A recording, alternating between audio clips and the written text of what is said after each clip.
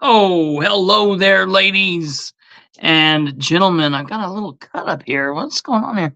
Am I breaking out? What is going on? Hello, hello, hello, ladies and gentlemen. Ha! I see that, Joe Tompkins. You know, I didn't watch them. Can you do? Is there sound on? Do they have workable sound? Like, can you literally hear them now? I have a hard time hearing the hogs, and it's like the first thing they teach you in any kind of broadcasting: audio first, video second. Really, that's technically wrong. Really, what you're taught is content, audio, video. Content, audio, video. And I feel like the hogs have it like studio. Sometimes they've got hosts.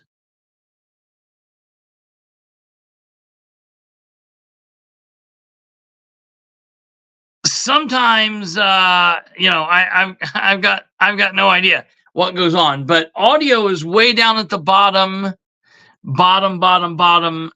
realm, and content's below, farther below that. All right, it was better. They must have been doing something. Okay.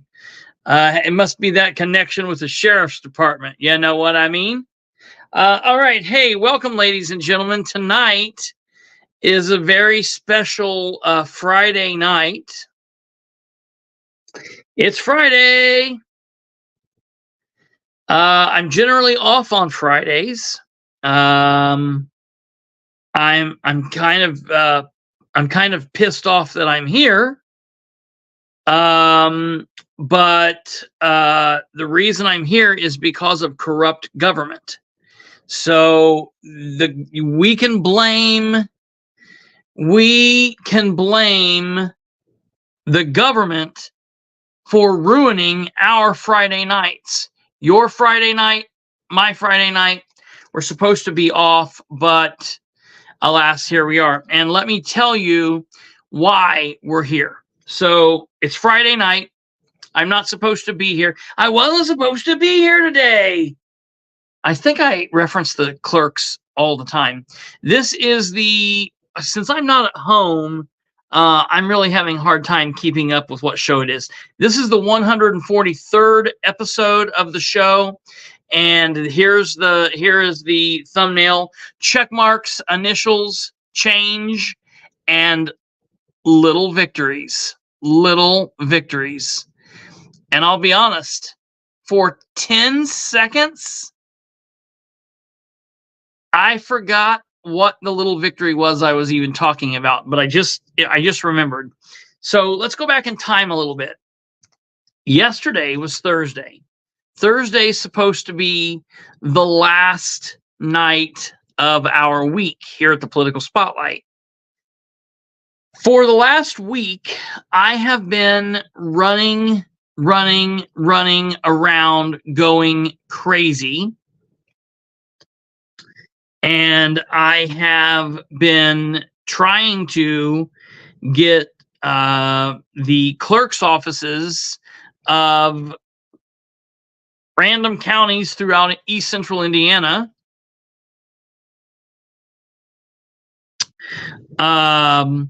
and so it's been really, really crazy.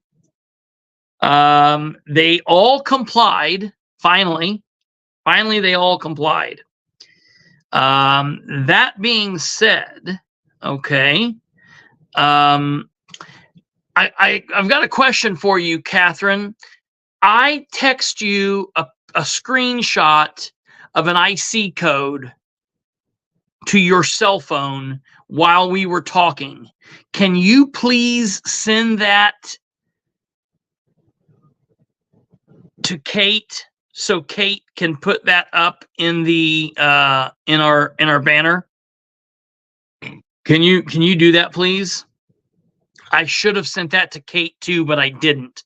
So if you could please send that screenshot of that Indiana code that I sent you to Kate, I would very much appreciate it. And then if Catherine sends that to you, Kate, if you could put that up in the duck. Okay, so I had some runaround from some of the clerk's offices, but in the end, we got it all. And so yesterday, I was looking through this with the paper winch, and we were sending stuff to. I always have several eyes on our documents, but we didn't. Generally, what happens is I get them, I take a look at them, and I send them off to Kate. I send them off to Brandon. But there is one specific pair of eyes that is better at looking at these documents than anybody else, and that is the paper winch. And so I send these off to the paper winch, and the paper winch has the final say. If the paper winch says someone's document is good, it is good. And if the paper winch says that someone's document has an issue, then they've got issues. That's just the bottom line. That's all there is to it. I don't know what else to say. And so that's that. Okay. From there, I was focused on a couple of different areas. I was really focused on Delaware County. Obviously, that's my home county. I was focused on Madison County, and I was focused on Henry County. And yesterday, we also, so I'm trying to coordinate all of this. We were also watching a couple big things. We are still in the midst of the state legislative season. Okay. So we're watching things like what are the senators, the state senators doing with, what are they doing with the various bills that they've been kicked over from the House? What's the House doing with the Senate's bills? Primarily, what's going on with the bills that we've been watching, the unconstitutional bills, JD's bill 1338 and 1133, 1383. What I don't have my notes in front of me that I normally have at the studio, but you guys know what I'm talking about, okay? So I've been watching those, and I've been following the Rust situation. House Bill 1338, House Bill 1133, Senate Bill 7, I believe, and a couple of others. All right, so a lot of chaos was going on yesterday.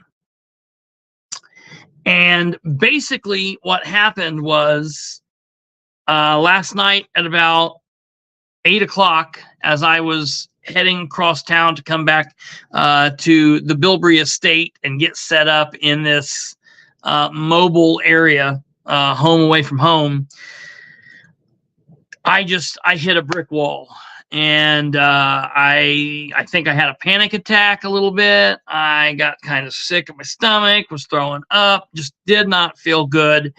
And Brandon was going to come on with me last night, and I was like, man, if Brandon wants to get on and do the show solo, if Brandon and Kate want to do it, they can do it. But I gotta take a night off because I still had a lot of work to do this morning. And I knew that clock was pushing. So yes, it absolutely caught up to me. I wasn't burning the candle at both ends. I was burning it at both ends and through the middle, and I threw the candle in a lava pit is basically what I did. So this morning I woke back up and got started early, got connected with everybody doing what's going on. I can only challenge people in my area. Okay, I can only challenge people in my area. However, I'm concerned about what's going on. And you've got to understand, number one, above all else, I am not looking to kick people off the ballot. I've had this one argument with one friend of mine who is probably more connected to me in ways of just knowing how my mind works, probably more than anybody else. And I've got to be honest, we've had this moral struggle, and this friend has been saying, I think that your thoughts on this have changed. I think that your thoughts on this have changed. I think that you're now trying to use these challenges as a tool to kick people off of the ballot that you don't like. And I said, no, that is not true. I still want as many people on the ballot as possible. I want good choices on the ballot. I don't want people to cheat. I don't want people to be hypocrites. And I want the elections to be fair, safe, and I want people to be secure in knowing that when they go in and they're part of the process, that the process is what it's supposed to be, and that the people on the ballot are in good standing, not of parties to hell with the parties, but are in good standing with the law. I feel like the challenge period should be used. Now, listen to what I'm going to say here. I believe the challenge period should be used to stop people from getting on the ballot in any specific area that don't live in the area, like a Lisa friend, for example. She for a period, I don't know what she's doing now, but she was living in Montana. She was on the ballot here. That's not right. That was a challengeable issue and it should have been upheld. Okay. If someone has a felony and because of that, they cannot run, but they have filed for local office, because you can run with a felony for Senate and higher in federal office, then I believe that should be challenged. If someone has an address issue, if there are, issues like that, that should be challenged. However, all right, I'm going to give you an example.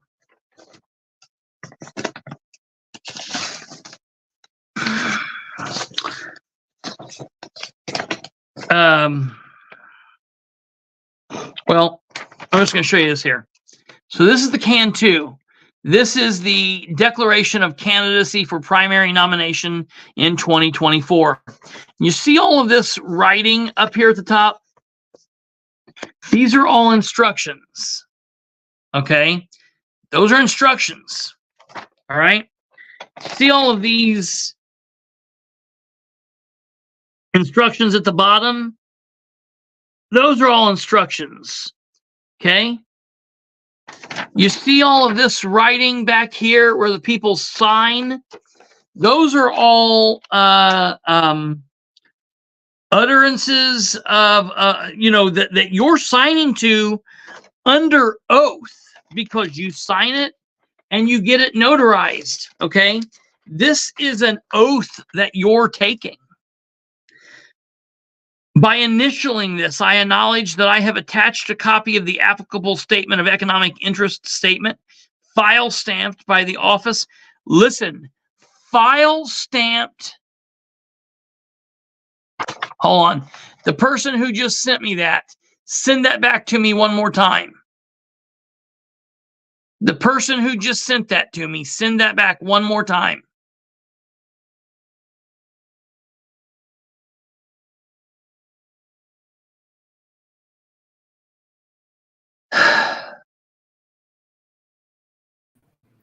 Kristopher, go fetch what you need to fetch. You're both. Hold on. You're good. Stay right there. I know. So much fun when he's at Grandma and Grandpa's house, because he doesn't have 18 devices to pull things off of when people text him, call him, and stuff. So we end up with me. So,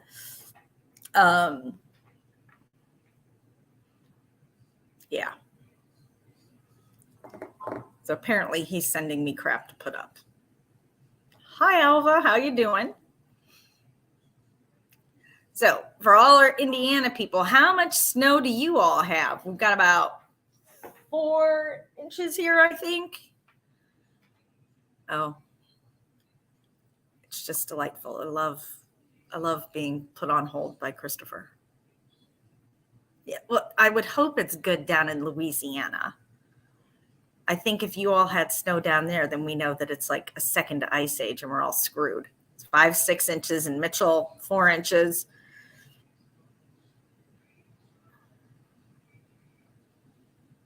$47302. I'm not sure exactly where that is, which part of Muncie.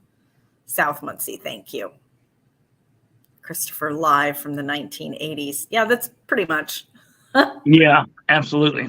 Okay, did you need something put up or? No, I just needed to get what that message was. Okay, all right. Sorry about that. Thanks for tolerating me, everyone. Yeah. Thank you, Kate. So that's like, for example, what I read, that statement. Statement at number 8 is, by initialing, I acknowledge that I might be required to file a surety bond before serving in office. Another statement says, by initialing, I acknowledge that I might be required to complete training or have attained certification related to service in office. Okay. Send that back to me.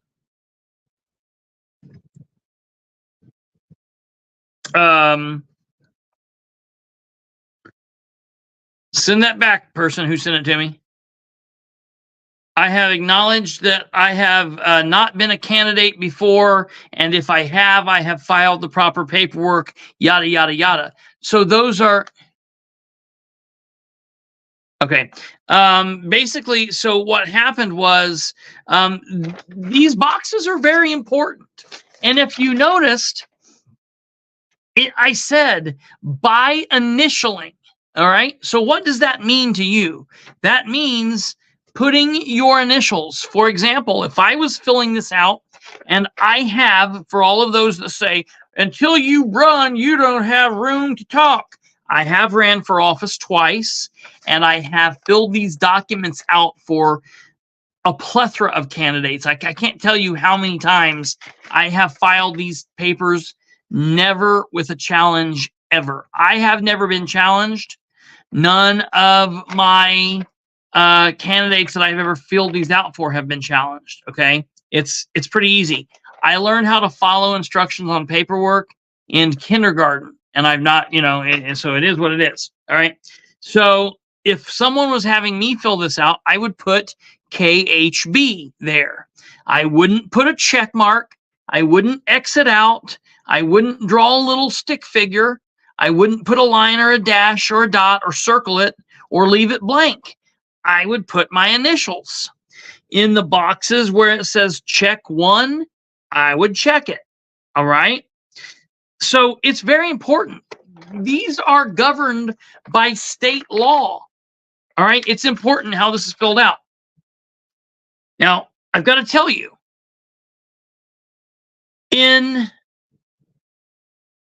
the history of Indiana, up until 2020, the challenge period was used in the way that it should be used.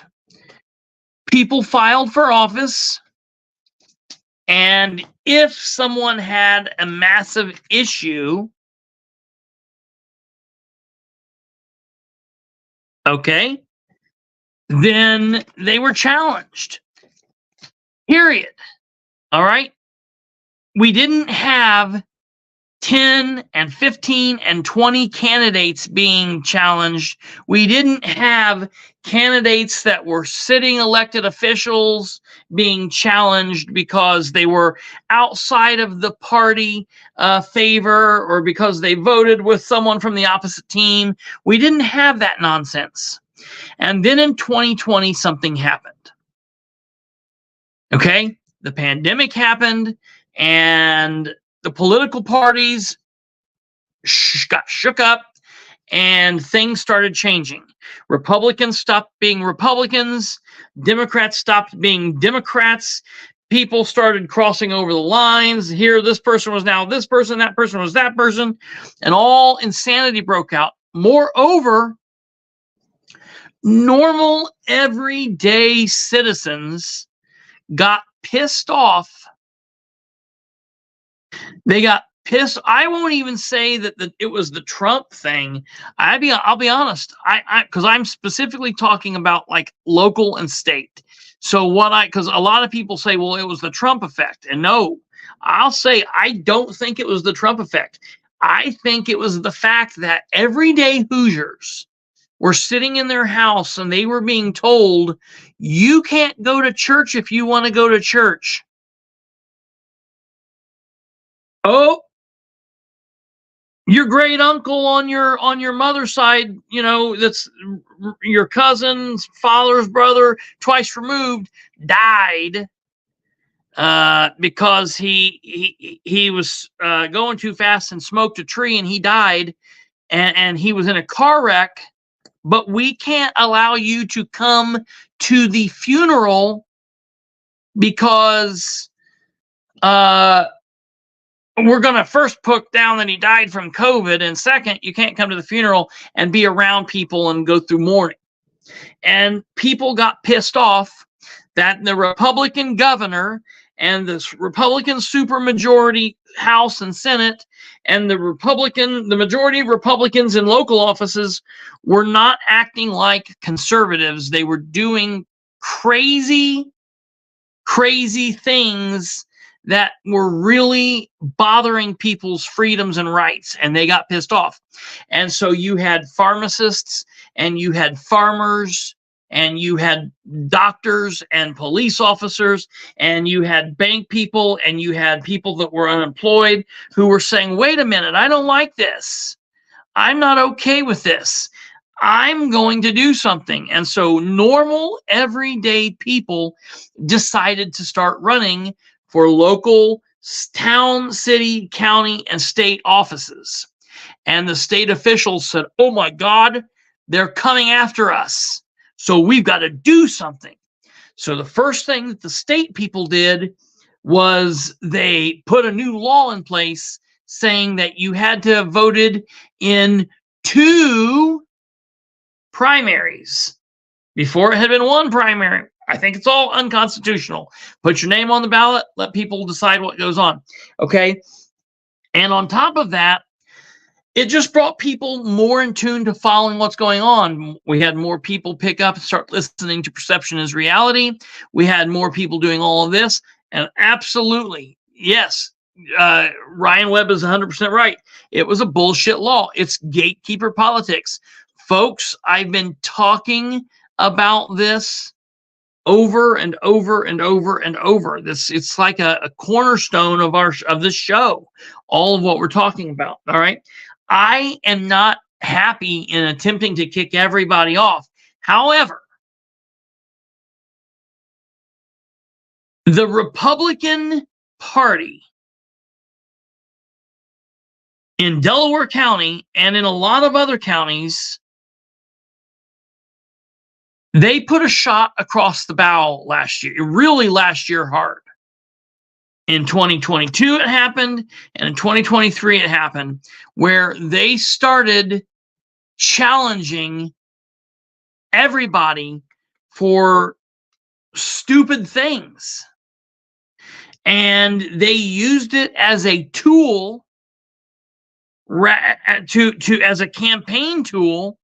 They said, well, this is part of the campaign process, and if we can stop challenges now from people that we don't like, then that we're good. And we did all of this work last year. And I said on this very program, under a different name, I said last year, people that are in the perceived power, you can withdraw your challenges. And we'll call it a whoopsie daisy, and we'll be it like that. But if you guys continue this charade, I promise you, next year, I'm going to get all of the paperwork from all of the counties, and I'm going to go through it all, and my team's going to go through it all, and we're going to challenge every single person that we can. We are going to teach you guys what it's like. So if this is what you want to do, FAFO, absolutely, FAFO, 100%.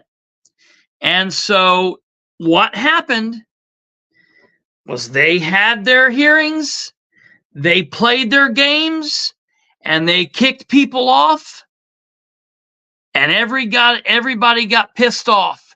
And I heard conservative people leaving. I'm never voting Republican again. I'm voting Democrat. Okay, that was last night, Mom. You're here watching me live, right? You're watching. So we're right here live. We're live. Holy Jesus. We're 27 minutes into the show, so I'm obviously here. Okay, on with the show now.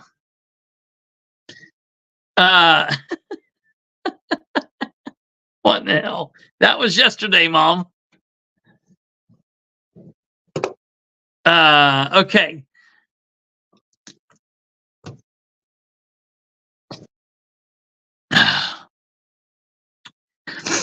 That's funny. I come by it honestly, I guess.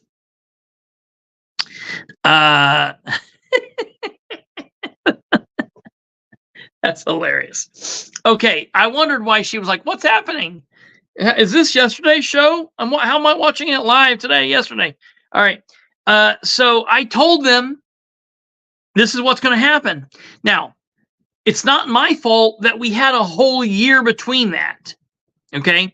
And what tends to happen in politics, and I talk about this a lot, people have a incident that makes them mad and upset. They stay mad and upset. And then there's a cooling off period. Kate said it. They forgot, but we did not. They forgot, but we did not. Okay? I looked through all the paperwork. And there were lots of issues. Once again, there were some issues that were more serious than others. And for the people that had issues in Delaware County, I said I'm going to challenge them. For the people that had issues in Madison County, I asked if there were people that wanted to challenge them, and there were. For issues in Henry County, I asked if there were people that wanted to challenge them, and there were. All right, and on and on and on. So I want to say first and foremost that none of these challenges happened in conjunction with any, like, working for a political campaign. For example, the doctor in Madison County, she's running for auditor. She challenged people. Other people challenged people. But the doctor would have challenged those people if she wasn't running. If she runs, if the person she challenged, if those people stay on the ballot, she's running. If they're not, she's challenging for the principle.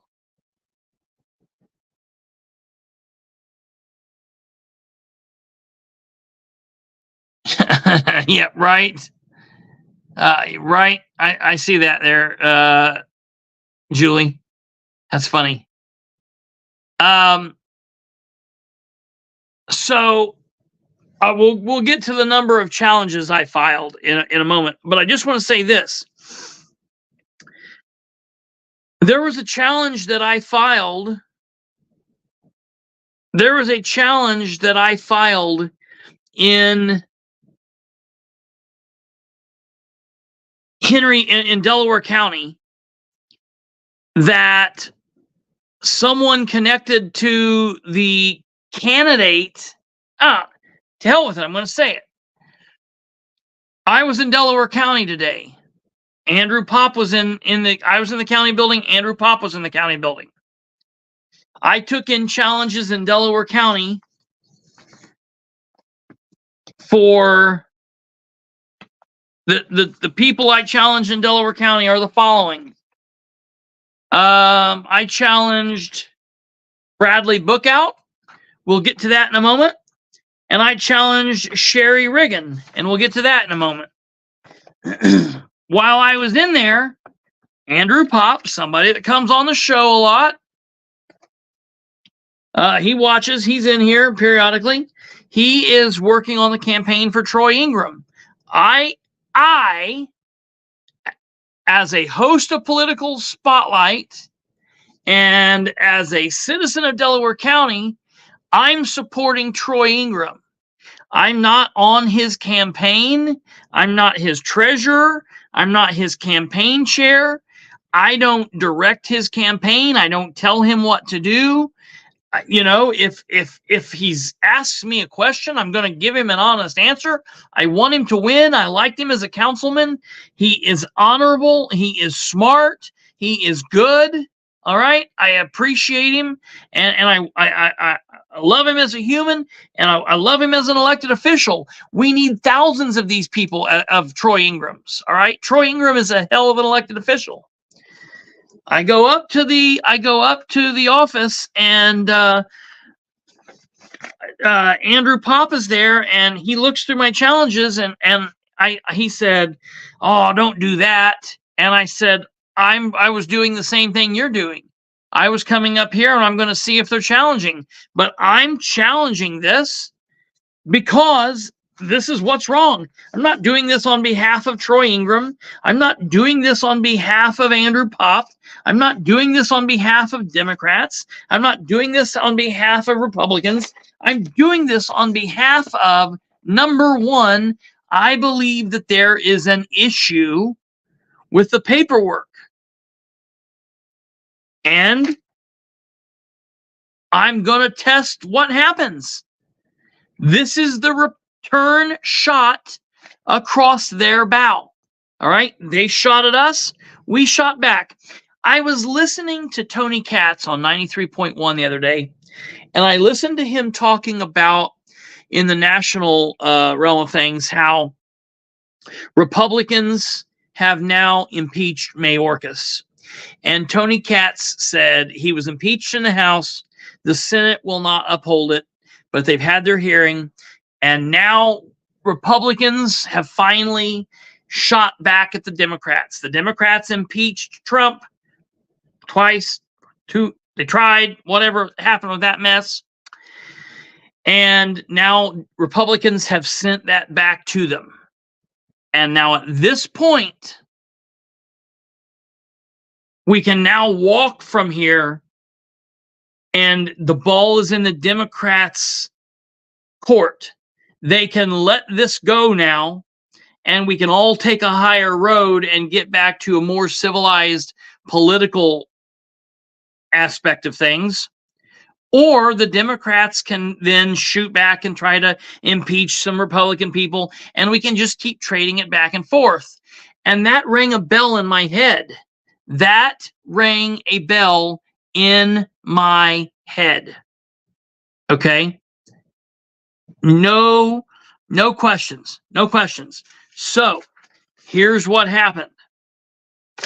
I remembered last year when the parties and what they did tried to kick good people off the ballot and tried to pull nonsense bullshit. And I remembered being pissed off about it. And I went up and I filed paperwork against Sherry Riggin. And the reason I filed the paperwork against Sherry Riggin was upon examination of all documents filed by Sherry Riggin, the Can 2 and Can 12, it was clear that none of her paperwork was stamped with a date or time stamp. It's as if the woman didn't turn the paperwork in. It's as if she never turned it in. I filed this because the powers that be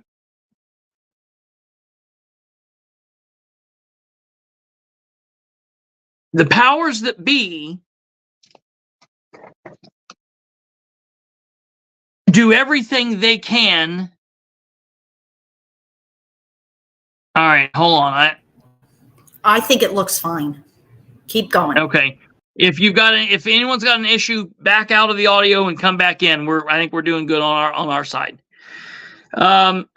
So the people in the powers that be, they don't like when they get taste of their own medicine. One of the things that the county clerk and the election board everywhere said last year was candidates have to have personal responsibility.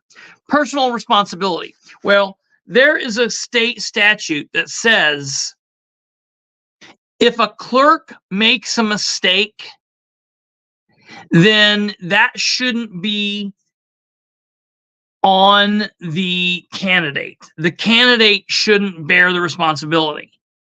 I believe in that. I absolutely believe in that.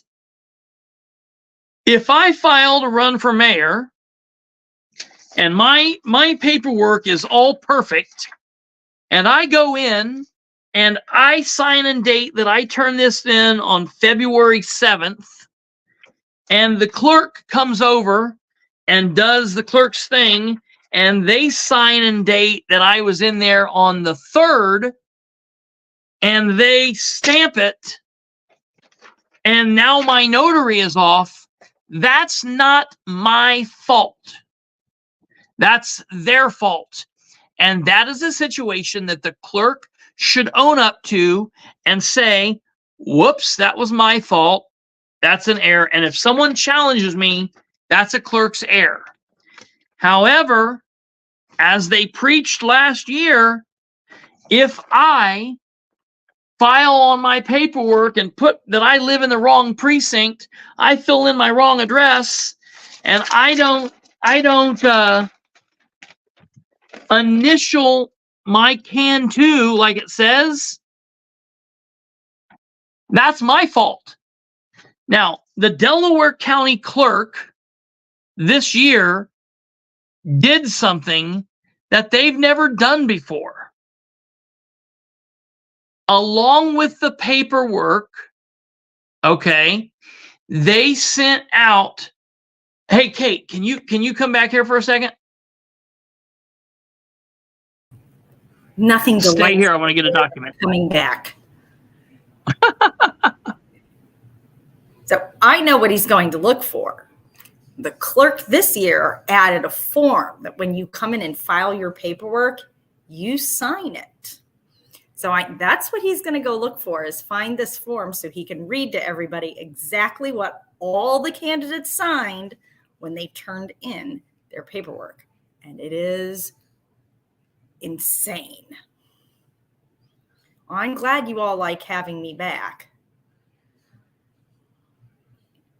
No, they cannot call them to come back after the deadline to fix stuff. And they can't stamp it legally except at the time that it's received.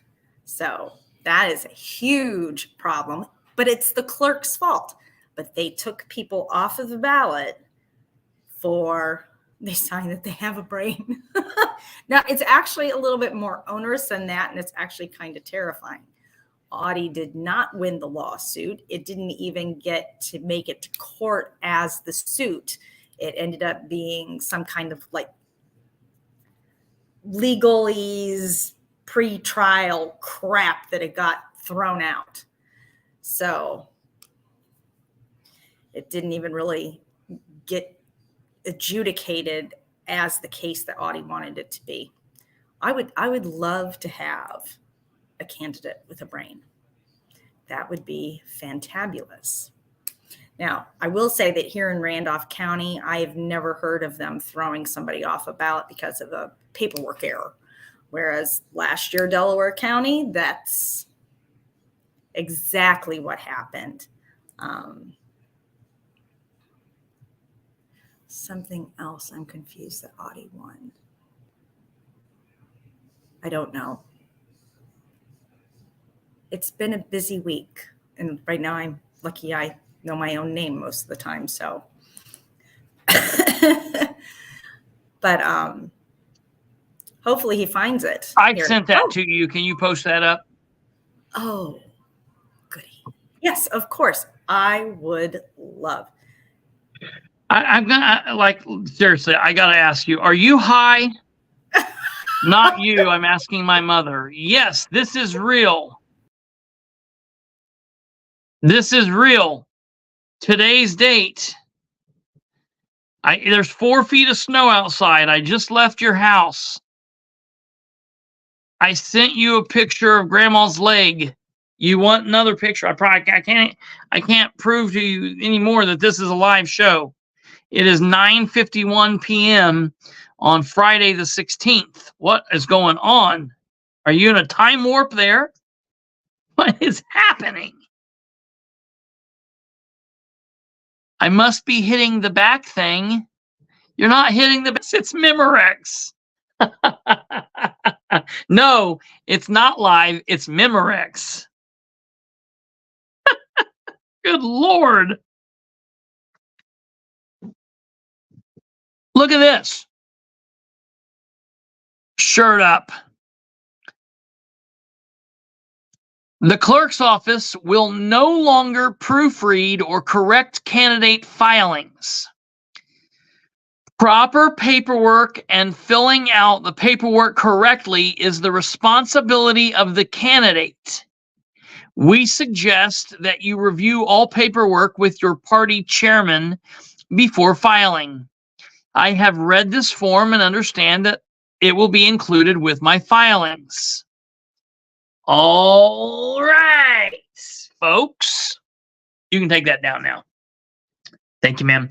That is what the Delaware County clerk put in this year's filings. They can't have it both ways. All right. They cannot have it both ways. That's what I'm trying to prove. Do I have a problem with Sherry Riggin? Look, I don't have a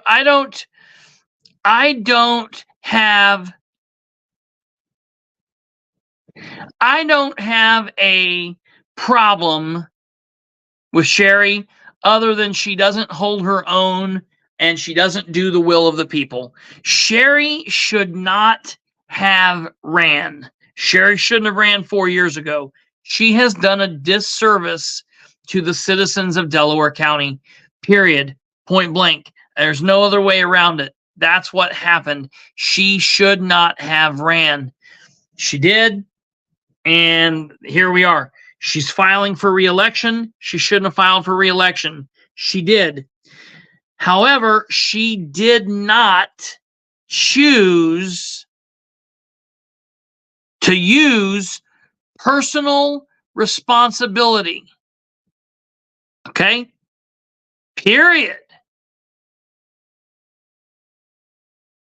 If I would have filed paperwork and I went to the clerk's office and I would have said, hey, here's my campaign paperwork, and they would have said, oh, we're busy, or we'll get to it in a minute, I would say, okay, that's fine. I'll stand here and wait. And if they would say, well, we're going to stamp these later, I would say, no, you're going to stamp them now. Give me the stamp. I'll stamp it. I would not have left without a stamp lane. You've probably done the same thing I have. I have walked candidates in there to help them file because it's scary. So I've taken candidates in to file, and we stand there, and when we leave, we have a photocopy of a file stamped filing. So that way, if anybody comes and says, well, you didn't file in time, bullshit. Yeah. Here's my And copy of the file stamp. and what it is and what she's saying, because I've even seen them before where they'll take the paperwork over and copy it, and then they'll bring back 2 copies, and they'll go through and they'll go junk, and stamp them. And I say, no. I want you to stamp 1 copy, and I want you to copy that, because I want my photocopy stamp to be in the same place and look right. I don't want 2 different copies. This needs to be identical because this is serious. And so I've had them do that differently. I have filed myself. I have filed for other candidates by myself, filing for them. They went and got it notarized, and I've taken it in. I went with candidates, and I went by myself, and I've filed myself. So yeah, I've done it multiple different ways. And yeah, there's nothing wrong. I've known people who went in and recorded and done that. Matter of fact, here in just a few moments, we're going to listen to a recording, and we're gonna talk about that. So here's the deal.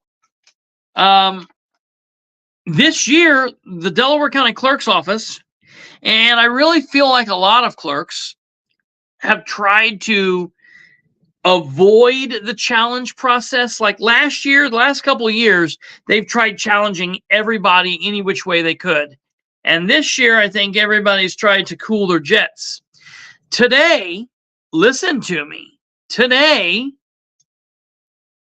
it became aware that Ed, the party chairman of Delaware County, even attempted to challenge a Republican candidate yesterday, and that Rick, the clerk, talked him out of doing it.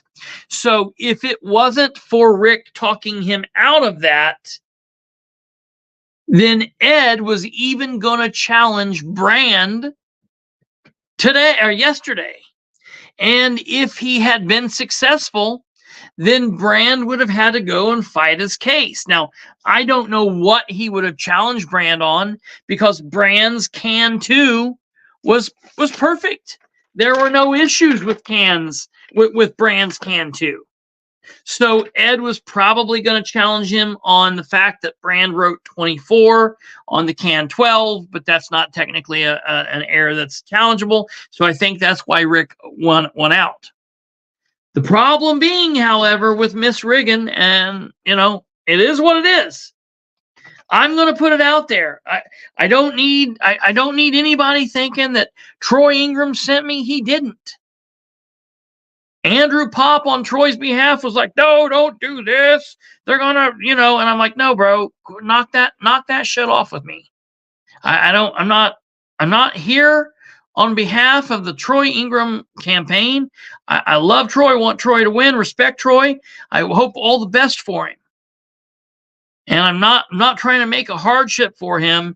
I'm trying. Listen, Kristopher, I don't work for any campaign. Your word. You're keeping I am. your word. You said last year they want to play games. Yeah. We'll play games. If you've got an error on your paperwork next year, you're getting challenged. Period. That's get what I said. Thrown off the damn ballot. You want to play games? We'll play games. That's what I said. That's fuck games, and let's find out. Absolutely. So, absolutely. You're keeping your word. I mean, it's no ill will towards Troy. It's no ill will towards Andrew. I mean, Andrew wanted to try to make some kind of federal case about it today, and I'm like, dude, here's the deal. They're either going to allow her to stay on the ballot, or they're going to tell her she made an error and she can't stay on the ballot. If, in my opinion, they're doing the right thing, they would remove her from the ballot, but they're hypocritical and they protect their own. And so that's what's going to happen.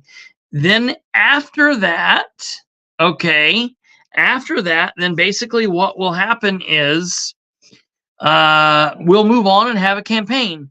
I hoped they would have someone in the clerk's office to help. What do you mean by that? I hope they would have someone in the clerk's office to help. The good thing about Troy is you can disagree about this challenge and still have a respectful friendship.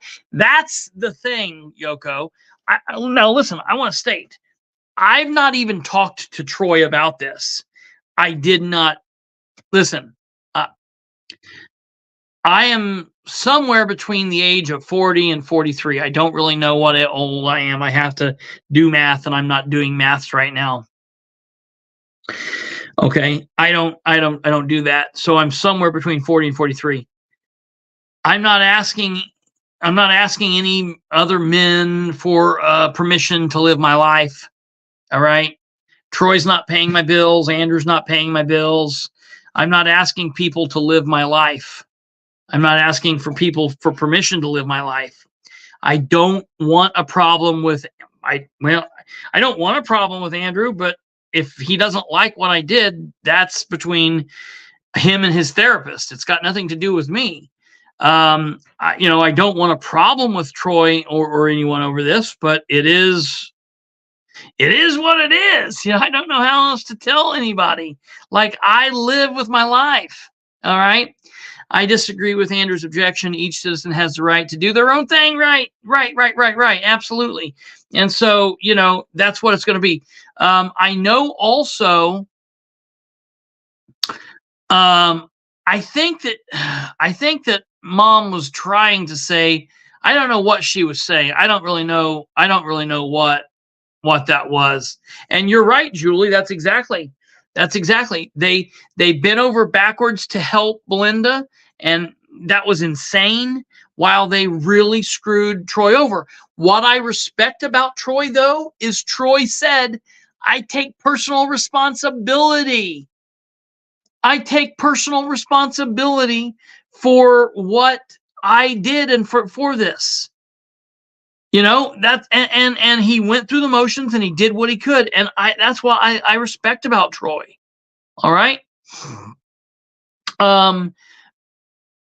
Kate, if you can bring up the challenge, the notice of challenge.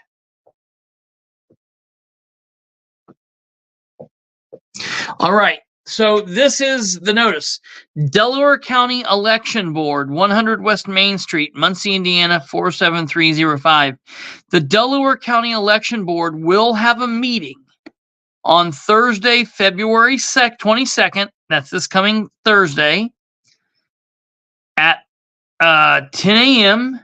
This meeting will be held in the Commissioner's Conference Room on the second floor of the county building. The purpose of this meeting is to determine the validity of candidate challenges. The agenda reads as follows: roll call, approval of the minutes,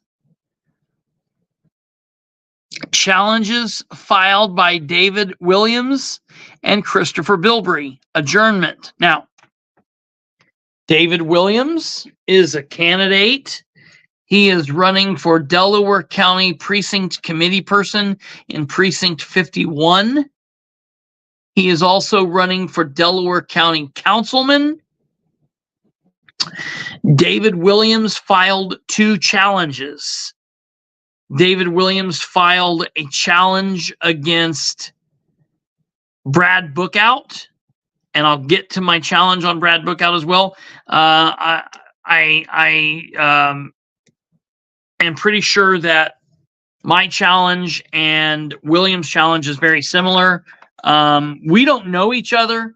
David has started watching the program in the last couple of months. I had never known David before. According to Mike Jones, David is a fake human. He's not real.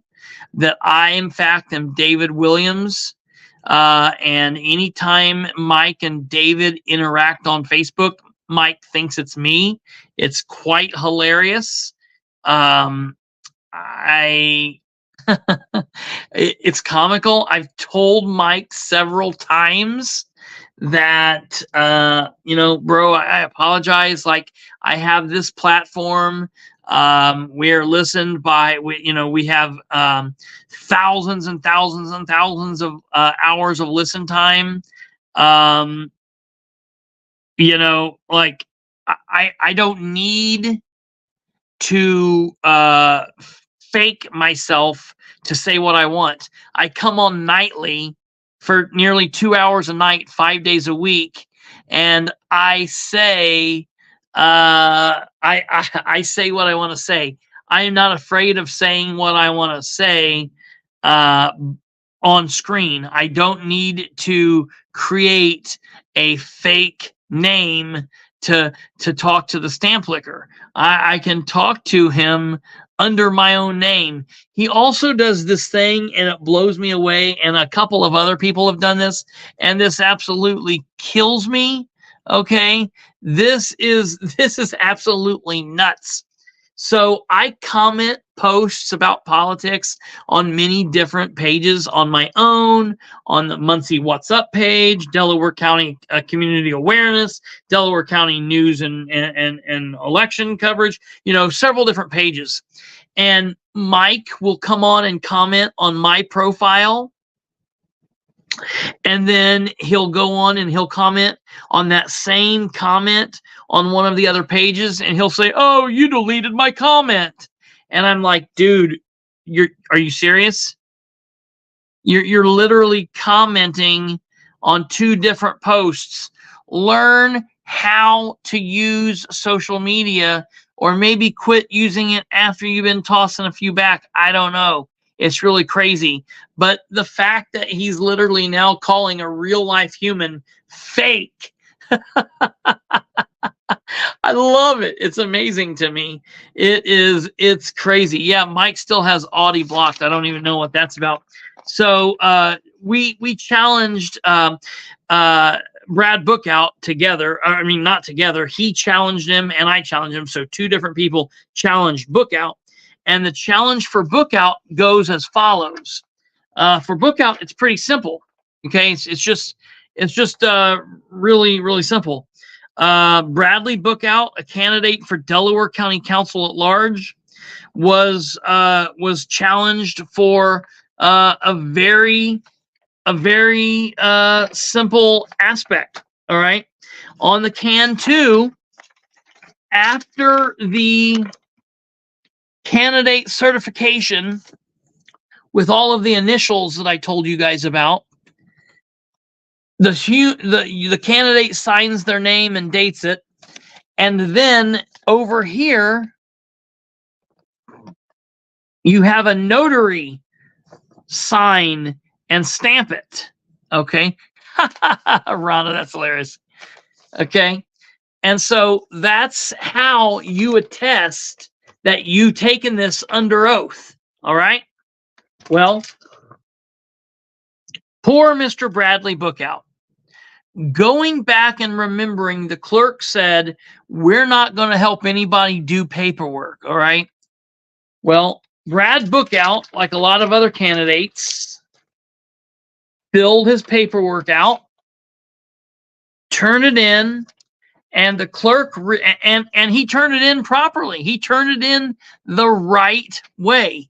Everything was good to go except one minor little detail, and it was so minor I can't even wrap my mind around it. Honestly, the paperwork that he turned in on the can 12, all right,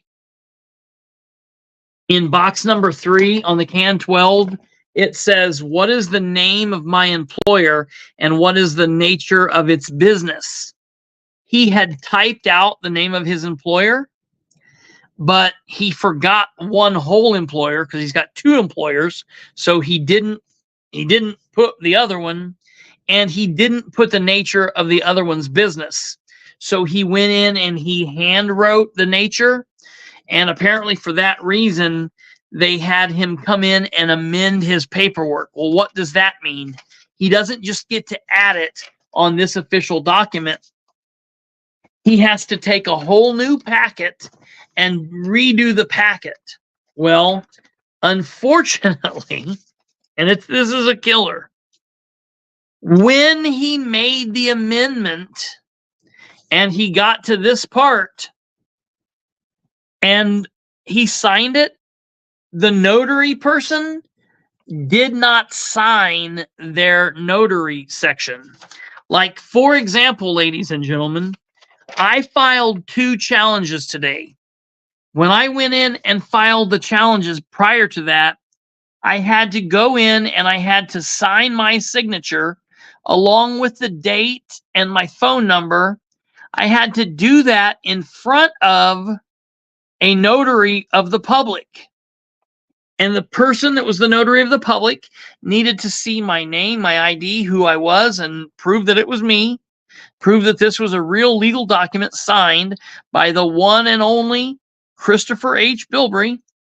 And they then put their seal of their notary stamp here, and they signed where they were at, the name, the date, and the date and time, and all of that. And it needed to match mine. But more importantly, they put their name of who they were on this line. Well, my other one was done the same way. Okay, there's the other one.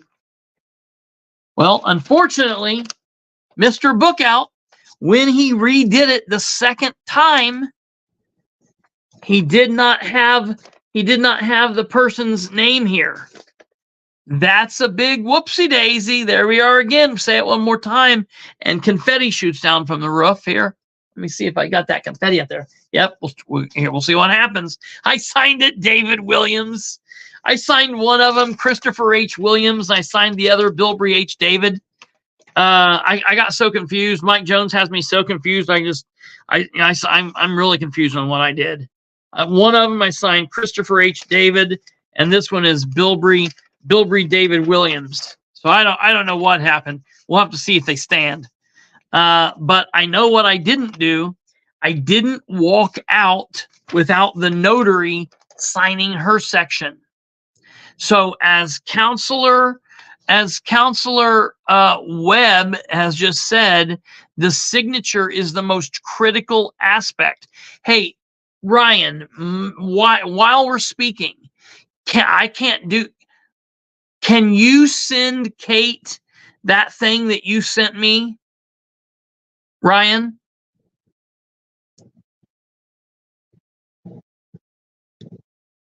And then we're getting ready, right after this, we're going to get into Madison County. If you can send that paperwork, that document that you sent me last night in the text, or Kate, if you can pop up here, I can get it. One or the other, either way. I'm fine either way. Stay here. It's fun with the yo-yo effect going on, up down, up down, up down. Yeah. Oh, poor Bradley Bookout. Just terrible. Awful. Oh, look at that. Ryan sent it. Let's see. Kristopher, I don't know if you can hear while you're there, but Ryan sent me some stuff. Okay, good. I sent them to you too. Either one works. Well, that's good because I've got Ryan's before I got yours, so that's the ones I'm going through. Goody, goody. There should be 3 of them. Yeah, Yoko, you're right. They can't just take 5 different pieces of filing documents and say, ta-da, we've got it full. Everything's great. Yeah. Rhonda, what? Why not? Yeah, right. Isn't that right? Alva said, what did Alva say?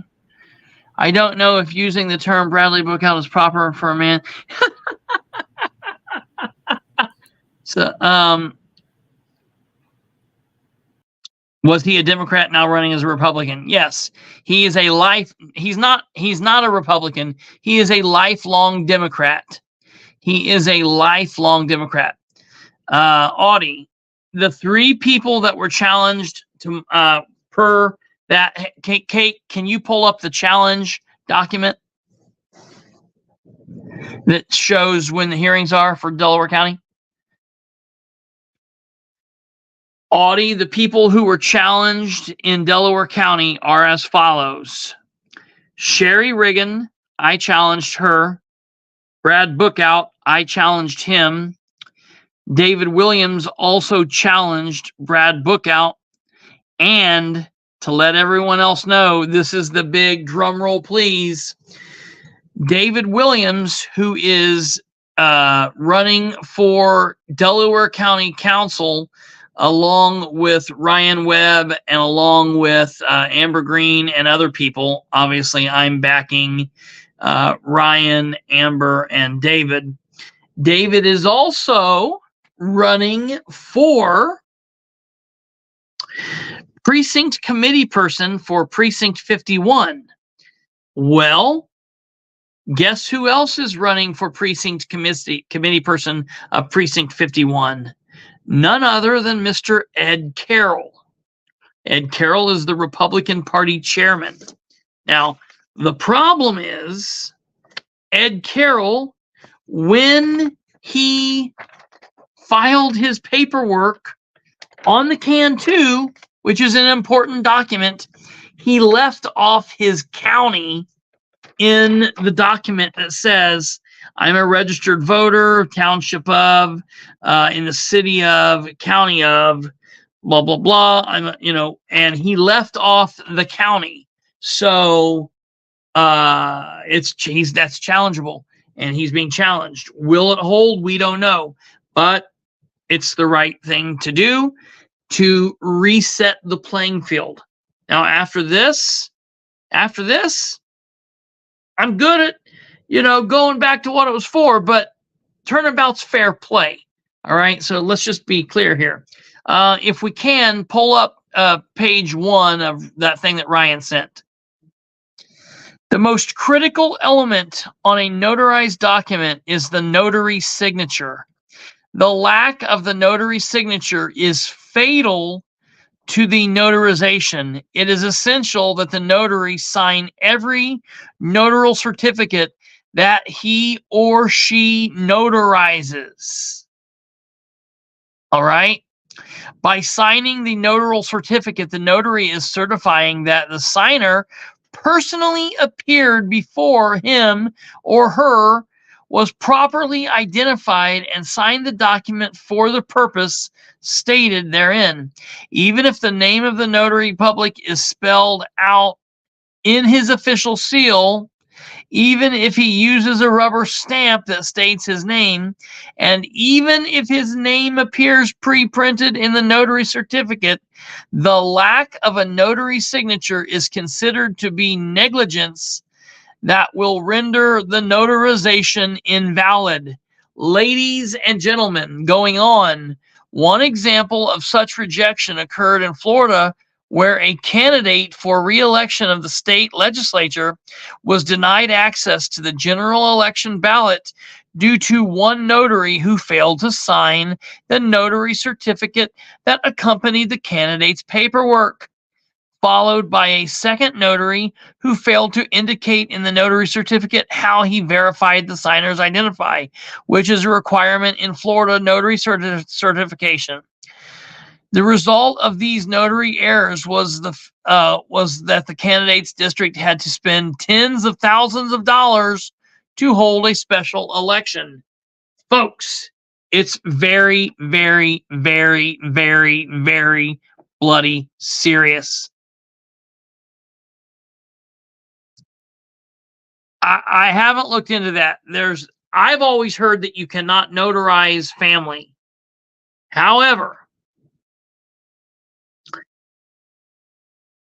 I'm hearing a toss-up. In Indiana, some people say that you can, some people say that you can't. If Kate can look that up, or if someone can find that out, I would like to know a ruling. Now, I will tell you that no one challenged anybody on that, but there was one case where a mother notarized the paperwork of her son. I think that didn't happen in Delaware County. So in notary law, it says, okay. Go ahead. You were muted for a second. Indiana law does allow you to notarize for a family member. However, most notary authorities agree notaries must not notarize for their family members.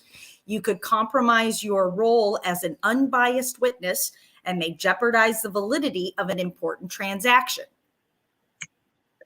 So it's not good. Somebody shouldn't happen. Challenge it and say you're not an unbiased witness. Yeah, which is what the point of a notary is. Right. Absolutely. So right there, Indiana law apparently says you can do it. That's dumb as hell. If the state legislature really wants to do something to clean something up, they could clean that up. They could change the law there. They could make that law different. It's nonsense that could happen, especially when you're dealing with lawyers and you've got lawyers that are doing it. They should know better. I don't really understand what they were doing, but that's another deal. That happened in Madison County.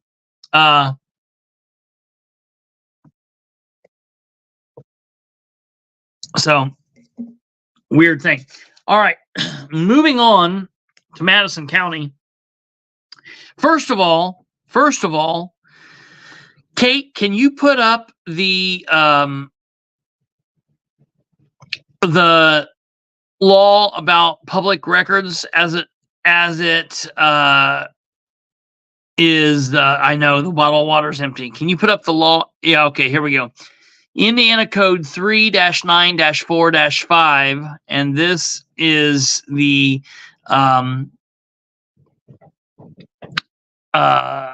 I can't see what's directly under that. What's the very first part of that, Kate? Under the code. Give me a second because I got to look it up in the group because I can't read it either. You can't see it either. Buried. Oh, thank you. So, hey, look, I got a water here too. Send that to me. Oh crap. Kate, Catherine sent it to you. Catherine sent it to me. Thank you. Okay, so it is reports and statements in public inspection and copying, sale of information copied. Okay. So basically this goes on to say an election, thank you, Kate, the election division and each county election board shall make the reports and statements filed within them available for public inspection and copying, commencing as soon as practicable, but not later than the end of the second business day following the day during which they were received. So if they're received on a Friday on deadline day, and I go in and request them on Friday, deadline day, they should be given to me no later than the end of business on Tuesday by state law. The Delaware County Clerk's Office complied with this. I was happy. There's no issue, but I am going to send this to them just to make sure that they are aware after the election. The Henry County Clerk's Office kind of was weird. We had a weird situation, but they ended up dealing with me all right. So but I'm going to send this to them as well. The Madison County Clerk's Office was kind of bizarre. So first and foremost, I sent a records request to the Madison County Clerk's Office to Mary Rutherford. And Mary Rutherford sent me back an email asking me to put my records request on their paper, on their format. And I was like, that's not required by law. I don't need to do that. However, because I want this request back quickly, I'm going to try and be nice and comply with you all. I did fill out that form, and all I did was I copy and pasted what I had already wrote and just put it in Canva and put it over top of their form. It looked really stupid, but on their form, it asked me some really weird questions. Like it asked for my address. I wasn't going to give that to them. It asked for the reason I wanted it. I said, by law, I don't have to give you that. And so I put a lot of other stuff in there. And I sent that on Monday, and I never heard anything back from them. Never heard anything back. Didn't hear anything back Monday night. Didn't hear anything back on Tuesday. Didn't hear anything back on Wednesday. And I actually went over there yesterday, and when I got there, Mary Rutherford was like, well, we haven't got anything back from the attorney yet. And I'm like, the attorney? This is campaign candidate. Are you telling me that the public can't know who's running for office? Are you for real? Now, I've got to say,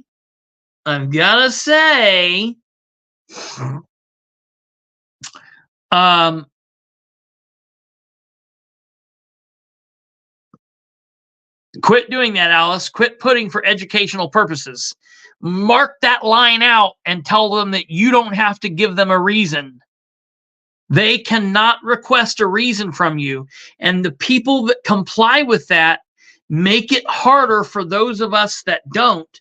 You do not have to give them a reason. You don't have to give them your name.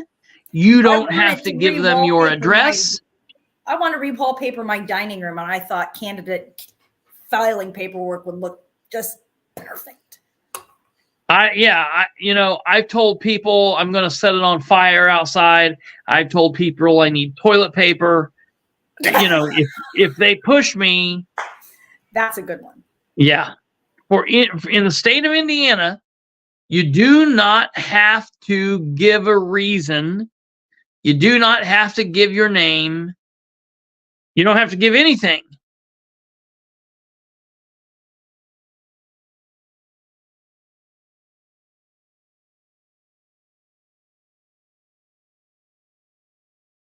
Absolutely. I know. So that's exactly right. You're exactly right, Alice. That's exactly right.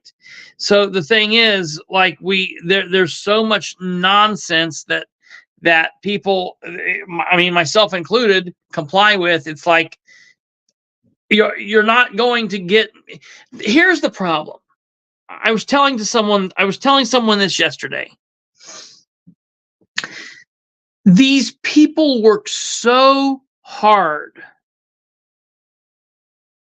at just not being upfront. Okay, I put a request in for some stuff in Martin County for some personal reasons, and they asked me why and said something else. Yeah, you just say, I want you to give it to me, and as soon as I get it, I want to throw it in the trash can. That's the reason. And make sure, Joey, if it's not court related, if it's paperwork like this and it's black and white, it's only 10 cents a copy.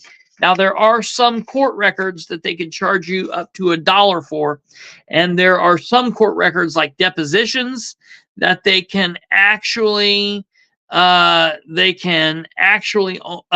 you more. Like deposition, they can charge you way more, but get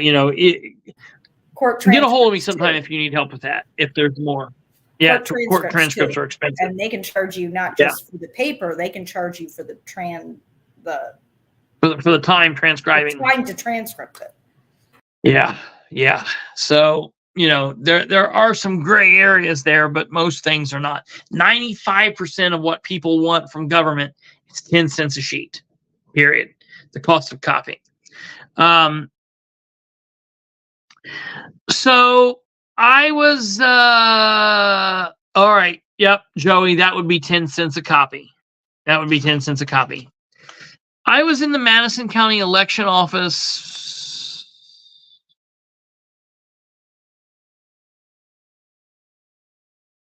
I would say all told, I was there. It's not, Joey. It's not. Yeah, 10 cents a copy, bro.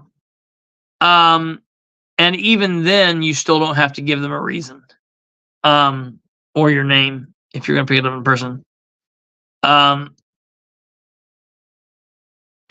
Absolutely, Alva. That is exactly correct.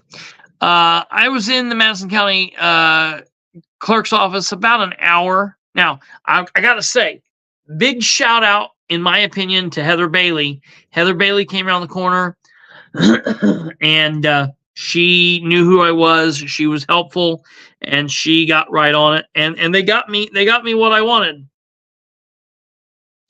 And if they email it to you, you get it for free. That's the other thing in Indiana. So if they have the stuff scanned in, Joey, they can email it to you, and it's all free. Last year when I went to the Delaware County Clerk's office and asked for all of Muncie filing thing, he came out and said, "You owe me $150. And I was like, "What?" He's like, "Yeah, you owe me $150. I said, "For what?" He said, I got 150 sheets here. And I said, that's $15, bro. It's 10 cents a sheet. He's like, no, it's not. So we called Luke Britt up on the phone, and he told him, and that got taken care of. So yeah, I only paid $15 for what he thought I owed $150 for. He's not liked me since. So yeah, it should be digital. If it is, they can send it to you for free. That's even better. It took so long in the office because they had to go talk to the clerk. The clerk wasn't there for a few minutes. I told them I was going to wait. They eventually told me they would email me the documents. And I said, okay, well, I'm not going to leave here in hopes that you're going to email it to me. And that I'm going to get home and I won't get it. And then tomorrow will come and I won't have it. So I'm going to stay here until you email it to me. And then I'm going to make sure I have it, and then we'll go from there. And so at that point, it was only about 10 more minutes that I was there, but I probably wasn't there an hour. I might have been there 35 minutes, maybe at the max. 35 minutes, maybe. That's probably not fair. That's not.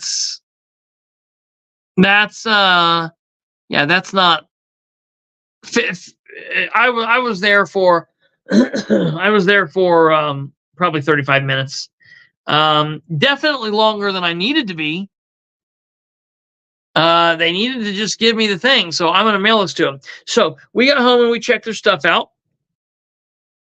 And Madison County had errors. The people who had errors on, well, of course. Now, I will tell you that they told me he did not. I was told that he did not. I know that that is not true. I know that that's just simply not true. But they told me jokingly that nobody had them. And they said that the only people, because I said chairman included, they told me the only people that, and I was like, you guys like literally think that I was born yesterday. I know that Mary Rutherford might be 4 years older than me, but she acts like this is the very first time that I've done this. And I was like, this is not my first rodeo, chick. Like, let's be real with each other. So that's bizarre. But in the Madison County neck of the woods, Commissioner John Richwine had a challenge on his can too. So he was challenged.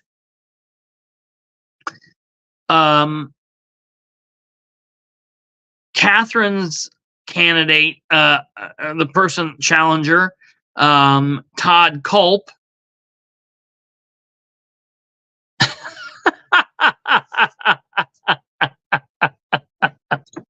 What in the hell? Yes, this is definitely yesterday. John Richwine is a challenge. Yes, he is a challenge. And John Richwine had a challenge. Catherine's opponent, Richard Todd Culp, he had a challenge, so he's been challenged. And Joseph Culp, so Richwine is commissioner running for re-election.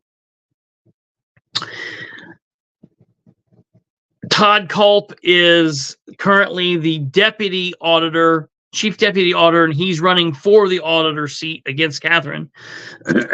And then Joseph Culp is running for county council seat, and he had a challenge.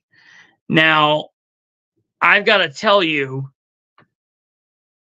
of the three, they all have serious issues. No question. But Joseph Culp, like, I don't know if he got into the same stuff that my mom's apparently got into for this episode, before he filled out his document, but he like had some crazy years. He's like putting his birth date in today's date. I mean, dude, seriously. It says, to be fair, he is just a few days younger than my 18-year-old. What's that matter? Just saying, he's young and dumb. Now, granted, my 18-year-old can read and knows date signed does not mean put my birthday. Yeah, date signed. To be fair, it's a kid. Okay, I didn't know that. His birth, if that date that he put on date signed, September 30th, 2005, is his birthday, he has voted in one general election, and that's been it. He's a kid. Well, wait a minute. He voted in the general. Wait a minute. So then he can't run anyways. No.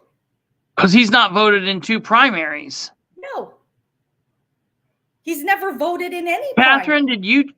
was he challenged on the 2 primary law? He didn't even fill that part of the paperwork out. That's right. He skipped over 3. He didn't. Do we have copies of that? In 2 primaries, and he did not have the county chair sign off on him. So he just left it blank. Screw it, I don't got to do it. Do we Yeah. have copies of this? Yes. Okay, can you put some of those up? Oh. Just remember how much you love me. Yeah. Wait a minute.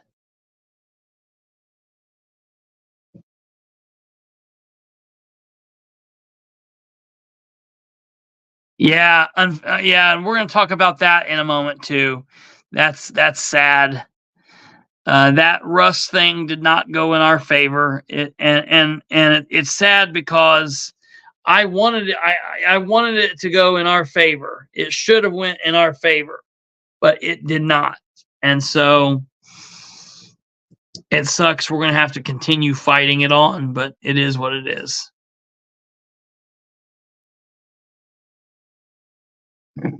Okay, what's happening here? Oh.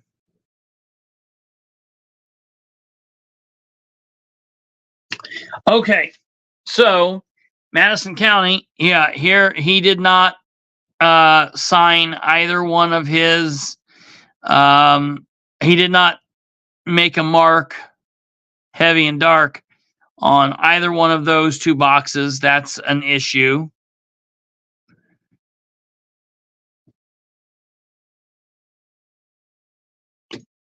And then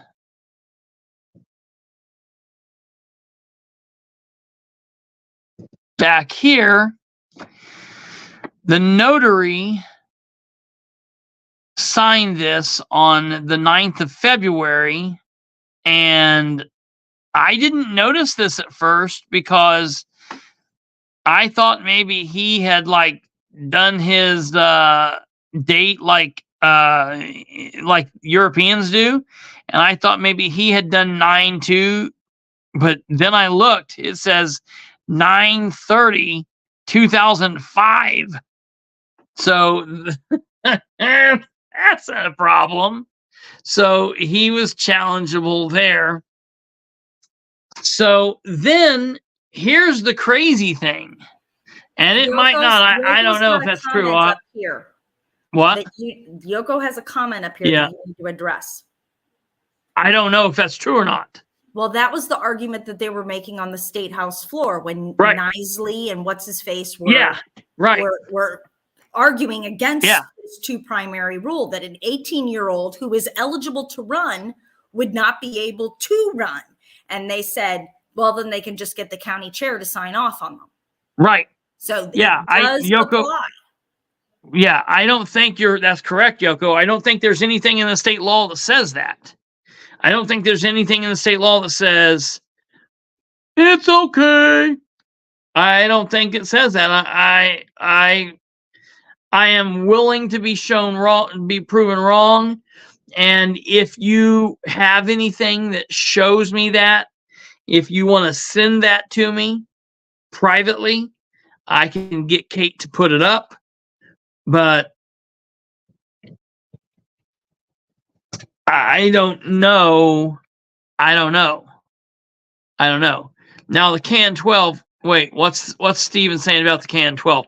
The Can 12 is technically not challengeable. I did question if he was supposed to have a letter from the GOP to run, and he is. He is supposed to have one. And the Can 12 is the economic development and the economic interest form, and the problem is, if this form does not exist, the clerk can deny the Can 2 altogether, and they're supposed to. So that's that. But for example, when a candidate writes down 24 here, it says information for the calendar year before the date of filing. Before the date of filing. Well, they filed this in 24, so the calendar year before that would be 23.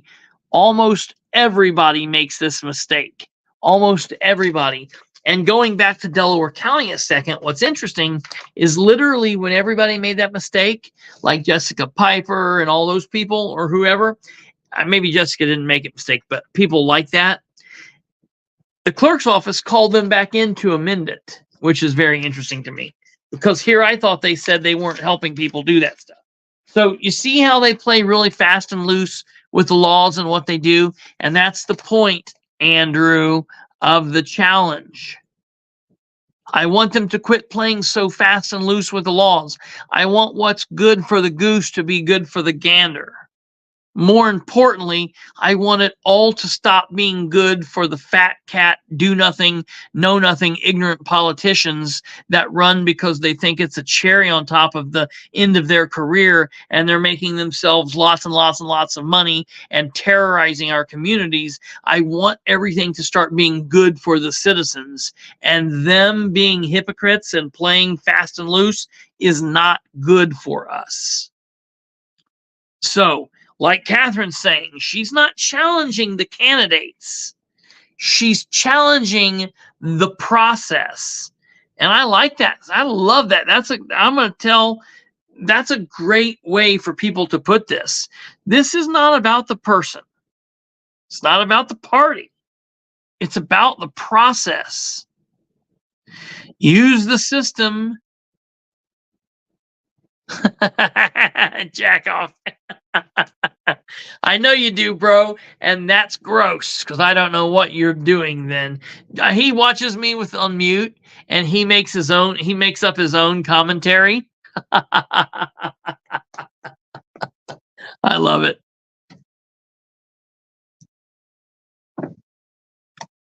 Alice, that's quite right. So from there, after that, I then wanted to find out like who was challenged in Delaware County, who was challenged in Henry County, who was challenged in Madison County, doing all these things. And, they always seem so huffy when you ask. Catherine asked down there, who was challenged and could she have copies of all the challenges? And she ran into, I thought you said you put it in the music. I did. It's East 9th Street. It's the third one down. Okay. All right, here we go.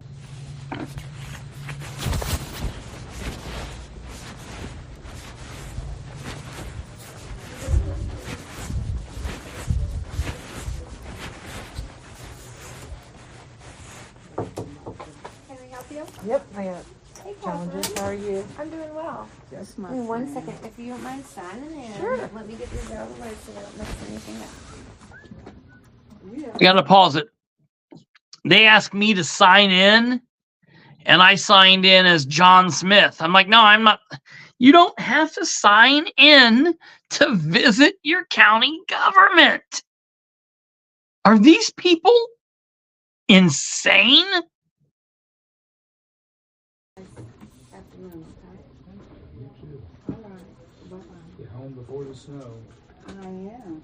You got that nice big truck. How do you feel about them calling you Mal Jackson County on that spotlight show? How do I feel about that? Yes. I feel honored. I was like, I cannot To believe be- they just said that. And To be then- honest with you, kind of- I feel honored.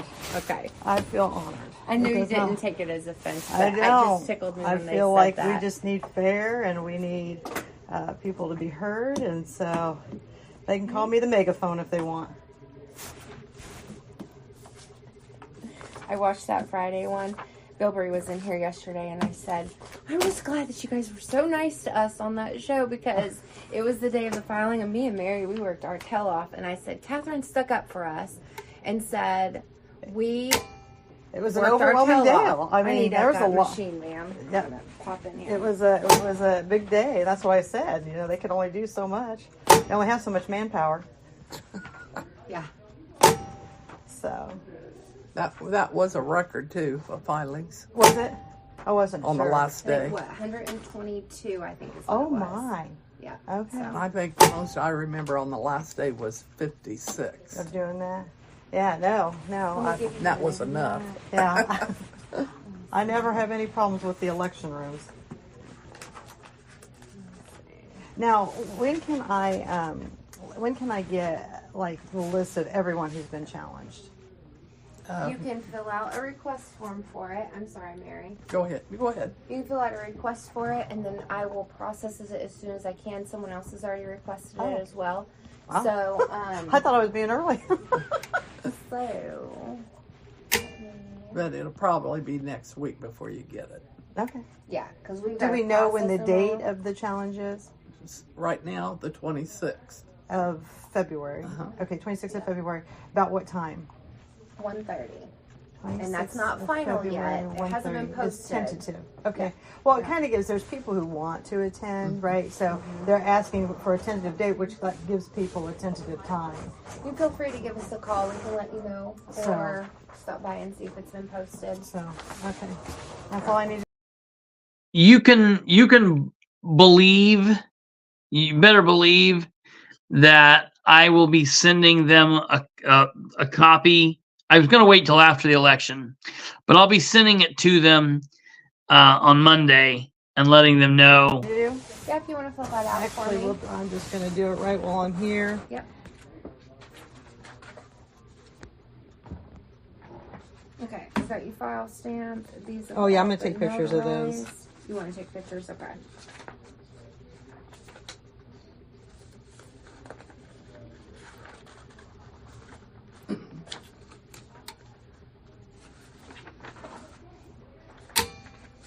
Alright, good deal.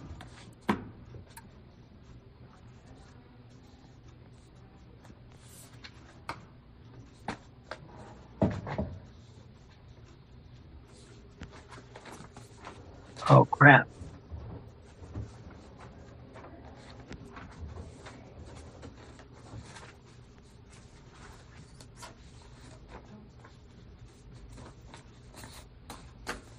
It's snowing. I'm getting white. It's not even gray anymore. Is it snowing hard? Um, Probably not yet. It's just white. yeah, but it's snowing. And you're smiling as in happy. She must like snow. Jesus. It is pretty. So maybe this will be the last one. Here's what I love, to get up of a morning first thing and the snow when it's on the branches. This looks like a winter wonderland. I know, Mary. I'm with you. Here's what I love. That is a file stamp that you heard. That's amazing. Who thought? I thought all the clerk's office got rid of file stamps. I tried dyeing my hair one time. It's not a good thing. I've earned my gray, and I am fine with it. Mary was talking about what she loves. Let me tell you what I love.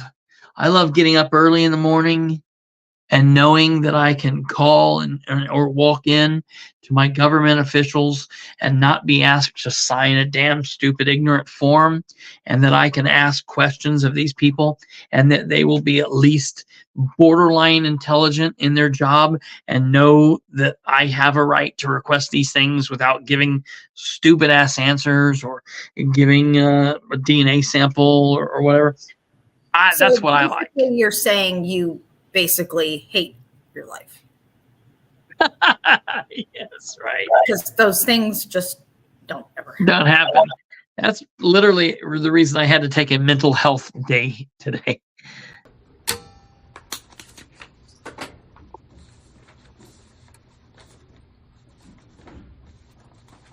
You have any luck finding that? No? Alright, there's all those.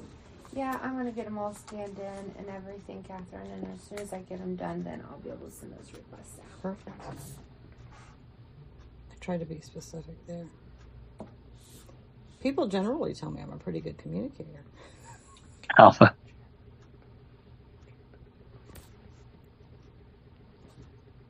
Put right here, can -1. Okay. That'll be perfect. Don't these people get Heather? Heather, I don't know if you're watching this. And listen, I want to say, Heather, if you're watching this, I was a little peeved, if you could tell, at how Mary was yesterday, primarily because 2 or 3 years ago when I dealt with Mary, she dealt with me wonderfully. But that's because rich wine and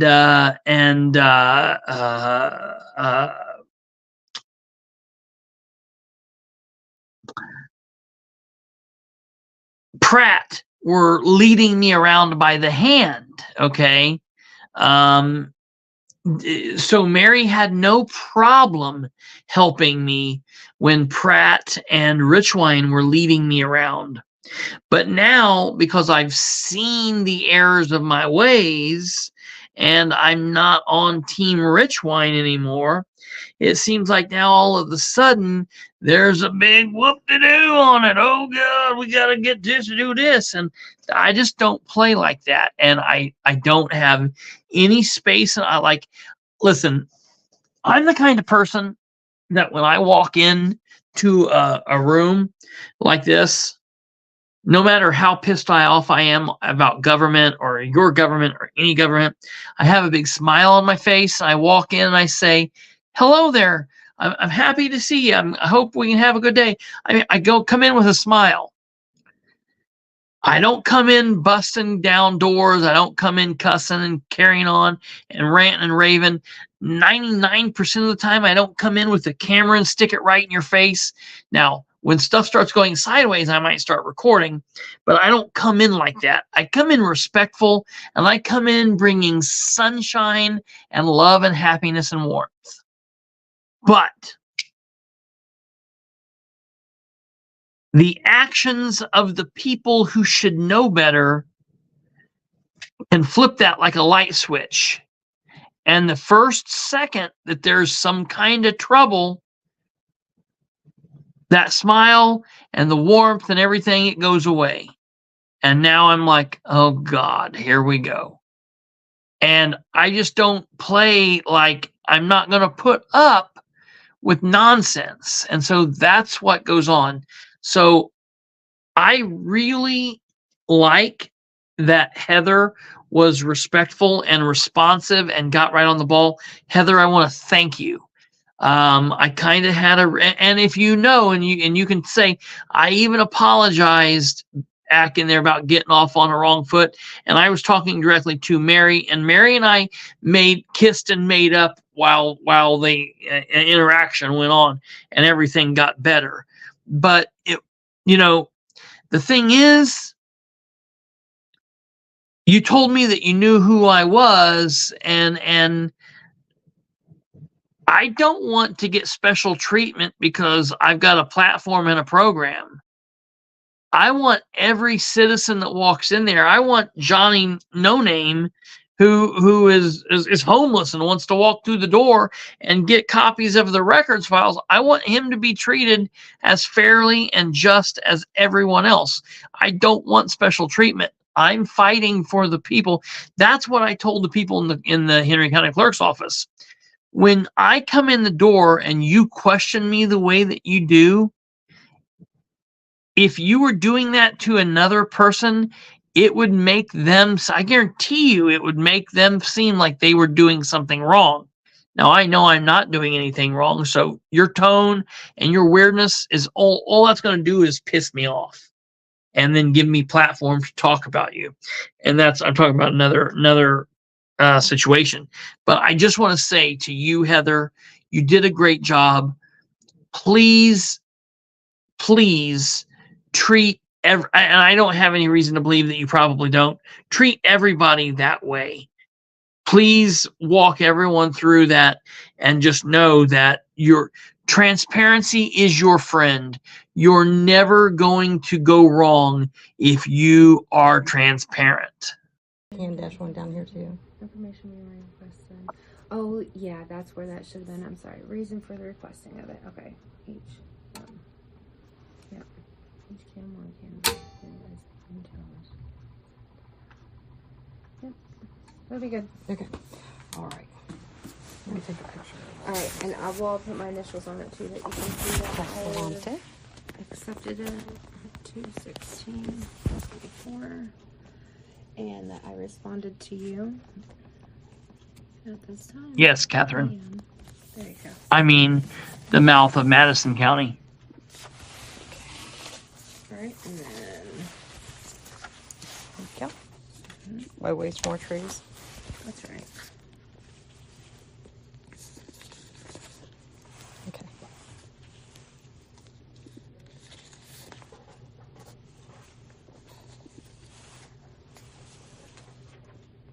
All right. Well, let's have an election.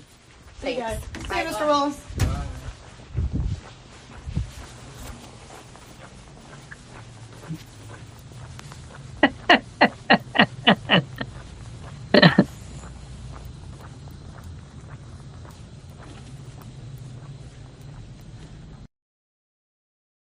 And there's the recording. Well, so after that recording, keep in mind, folks, what she requested. So she went in and she filled out complaints, challenges against some candidates.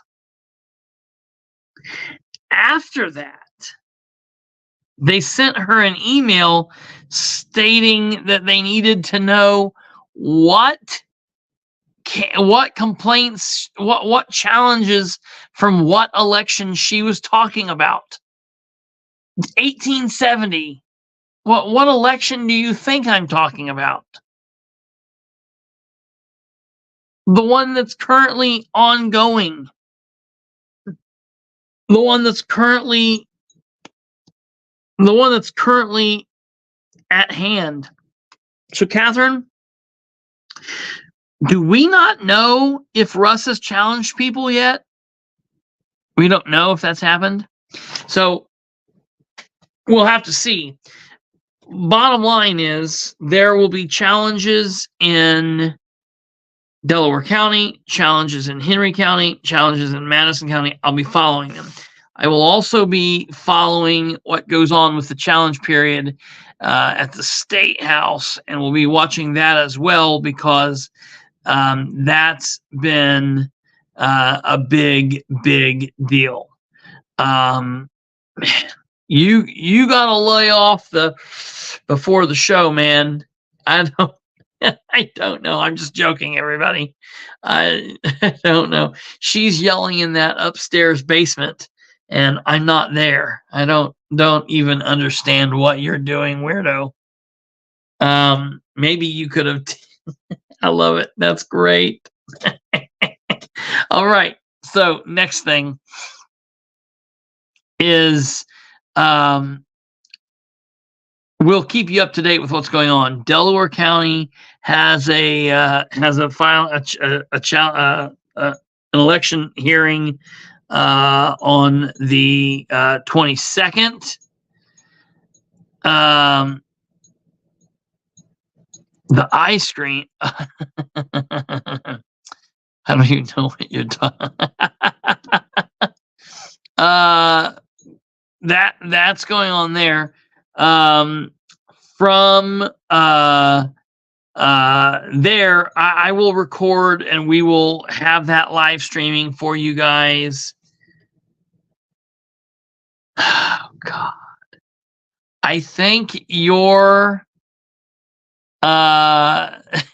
your comments in here today have people thinking that something's going on.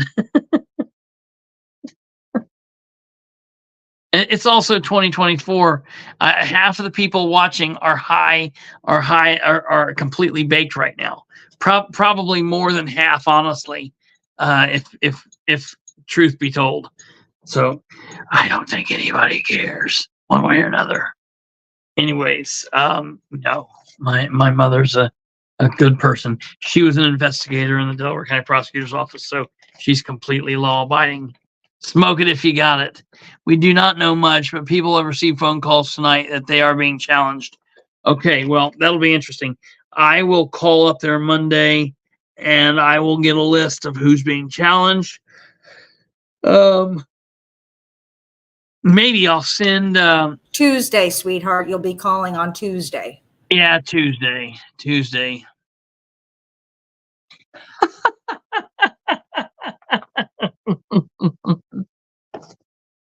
Jack off Jack. That's not Jack off Jack. That's really Mike Jones. Jack off Jack's not a real person. Mike Jones is really Jack off Jack. Listen, I'm gonna go in. This week was insane. After we got through today at noon, now things will slow down a little bit. Now, the next push will be scheduling these election meetings and getting those taken care of. But from now on, basically what will happen is we'll be good from here till the election. It'll just be election. Maybe the borrowers will be having President's Day special. We shall see. I need a day off to be able to do that. Okay. Moving on from here, I do want to talk about, just quickly, if we can, before we wrap up, I do want to talk about the little victory. And I'm going to talk about this next week and make sure you guys are aware, because this is very important to celebrate the little victories. On Perception is Reality, I even know the episode. It was episode 117. I did a show called Enjoy the Little Victories. In politics, we so often get kicked in the teeth, punched down.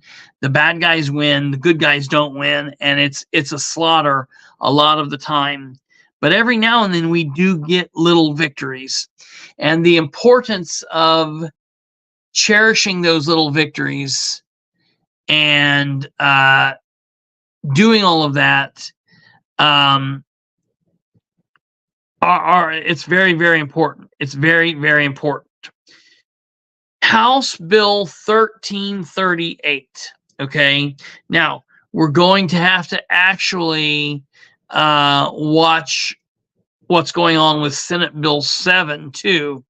But JD's bill, House Bill 1338, the one where they were trying to make decorum rules for meetings, it was heard in committee in the House. It had 3 votes at the House, and then it went over to the Senate. Well, our state House watchdog, Brando, he's been paying attention to this. And while I've been dealing with these elections, he noticed that the committee that it was given to, which was like, Kate, do you know what the committee was?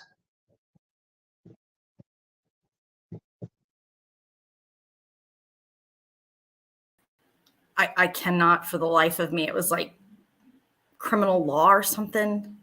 Criminal Law and Corrections or some nonsense committee. Something like that. and I I don't can know look it why up it was real put in quick. that. Yeah, it was very strange. Anyways, it was sent to that committee. Well, they had their first committee meeting early last week or late the week before. Corrections in And criminal law. corrections in criminal law. Yes, sir. Okay, now stay on here. Oh no, stay back here real quick so we can have this celebrate. Because I wanted Brandon to come on, but he must be having a Friday night and drinking some dark beer somewhere. So this is a really good celebration. It So is. I either called, texted, emailed probably about 35 state house reps before the vote. And of course they voted on and it went through, it went the way it did. And then the day that my grandmother had surgery, while we were waiting, I was firing off emails to the state senators. Jack, I fired off probably about 20 emails to state senators. Now, after that surgery, when I was driving back the next day to check on her, in between hospital trips, I was calling and leaving messages for. I always wear pants. I was leaving messages for senators. I talked to a couple of them. I talked to their Senate assistants or whatever, their lackeys, and I told them what the issue was. I spoke out about this. Kate sent emails. Brando sent emails. I know several of you. I know several of you guys called, sent emails, text, did your thing. When it went to the state Senate, that committee last week or the end of the week before, it was not heard in committee. And we were very shocked by that. And Brandon said that he noticed that the Criminal Law and Corrections Committee set another meeting for the Tuesday. 20th? For Tuesday. So they will have another meeting this coming Tuesday. Now, what they did was they're setting all of the rest of the bills that they're going to hear for that day, which means House Bill 1338 should be in there and it would be voted on or whatever. Well, to all of our happiness, Brandon reported that at least as of right now, House Bill 1338 is not on the agenda to be heard, which means it's dead. If they don't hear it, it's dead. If they don't hear it, it's done in the Senate and it will not go on. So we're of course going to have to wait till the 20th to make sure they don't do some kind of major surprise. But it sounds like something has happened that has killed this. And Brandon said it could be the phone calls and the emails. It could be the people that we've contacted in the House fighting them in the Senate. It could be the fact that they heard my interview on Kendall and Casey. Or it could be all of that. And I choose to believe it's a combination of all of that because that's what it takes to fight back against this corruption. Alva says they saw it was being sponsored by J.D. Prescott, and he hasn't. And no, he has had nothing but trash bill sponsored previously. They didn't even look at. And that is also a very good possibility because he is basically an idiot. So that's the case. We will know essentially on Tuesday because they're wanting to be done on or before March 1st. Yeah. So this is probably the last committee hearing that they'll be having. Yeah. And if they don't hear it in this committee hearing, then it's done. Now, we'll have to watch. I don't know what's happened to Senate Bill 7. Senate Bill 7, I don't know. You keep talking, I'll look. Yeah, let us know. So that's kind of an interesting situation. I don't know what's going to happen there, but this would be a really good victory in my mind. It would send a message, I think, to Bob. It would send a message to JD. And it would, in my opinion, send a message to all of the idiots that voted. Now, next session, next year, absolutely. It wouldn't come back as 1338. It would be titled under a different number. And I am going to say, Castle Lord, this is something that we will be fighting from here on out. It's something that if it doesn't go through now, they'll fight for it next year. And they're not gonna give up.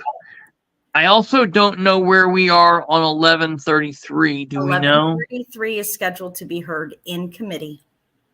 When? See, now you're asking all kinds of stuff. Oh, you don't have to look. That's no no big it's deal. fine. So 1133 is scheduled to be heard in committee. And Senate Bill 7 is basically a duplicate of that one. So it was sent to committee, but it hasn't been scheduled. They haven't heard it in the committee. Okay. Okay.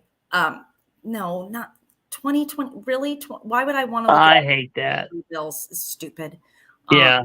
So bill action. So that is sent to the Committee on Elections. And so that is scheduled to be heard on Monday. And that's the one that deals with the digitally altered media in elections, making memes and, funny videos and stuff illegal. Senate Bill 7 is a duplicate of that one. The House bill is being heard in committee on Monday for that one. But 1338 with the rules of decorum, that one is, unless they schedule it, effectively dead. But it's everybody that's been writing and screaming and quoting case law on why this bill is a piece of crap. Yeah, dude. So I mean, I'm very 1133 is happy. gonna be the next hill to die on. Yeah, I am very, very, very happy. It's awesome. Now, I will say, I don't know. I mean, yeah, right. We'll have to send them all to Alva, and Alva can post. They very well could do some kind of sneak attack. I mean, it's the government, so they're from the government. Bill. What? Pasted into another bill. Yeah, so we're gonna have to watch and see. I would hate that, but as of now, we can kind of revel in the little victory that we have won this as of yet. Now, don't go get so drunk and fall down and sleep with both eyes open closed. You need to keep one eye open, and we will keep checking. I can go get my bottle. Yeah, right. right. Not yet. Right. When they close session and it hasn't been heard, we'll break out the bottle. Then we'll, yeah. So, but. So thank you to everybody that's here that's been writing and calling and getting on their rear ends about this unconstitutional piece of crap bill. Yeah. I need to text. I need to text Rob and let him know that we have done a good thing. Along with that, though, and see, this is why you have to be happy with the little victories, because along with that, we've also been punched in the teeth. And that is because the Indiana Supreme Court last night ruled against Rust. Basically, the Indiana Supreme Court issued a rule in the John Rust Senate bid. And here's the situation. The Indiana Supreme Court on Thursday stayed the lower court's ruling that would have allowed a man to run for one of the state's U.S. Senate seats as a Republican, even though the state GOP doesn't back his candidacy. A Marion Superior Court ruling in Indianapolis in favor of egg farmer John Rust had temporarily blocked a law that prevented him from getting onto the Republican primary ballot. but the stay issued Thursday put that ruling on hold and allows members of the public to challenge Rust's candidacy as it came one day before the deadline for such challenges. Rust is seeking to run against U.S. Rep. Jim Banks for the next seat being vacated by U.S. Senator Mike Braun. Rust issued a statement saying, "I've been fighting the establishment since day one. I will never stop fighting. All options are on the table, including relief from the U.S. Supreme Court." Michelle Harder, Rust's attorney, told the Indianapolis Star that she interpreted the stay to mean that the state's highest court likely will rule against Rust in the end. "I am amazed and disappointed at the stay," Harder said. It also means more and historic voter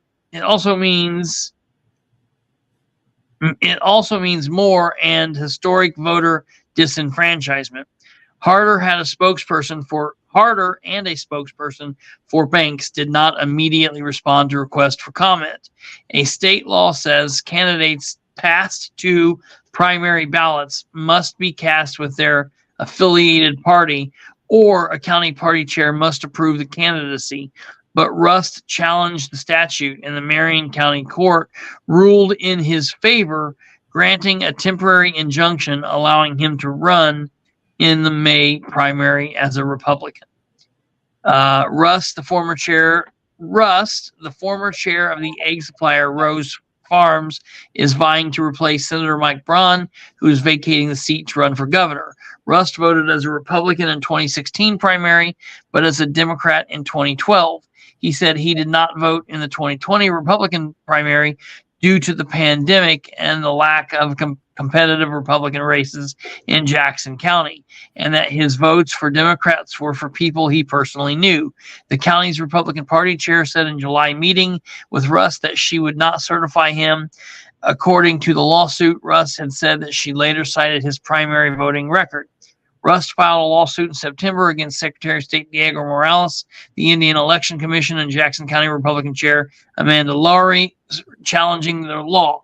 Rust officially filed with the office February 5th to run as a Republican, according to state records. Should he prevail in his quest to get on the primary ballot, Rust faces an uphill challenge for the nomination.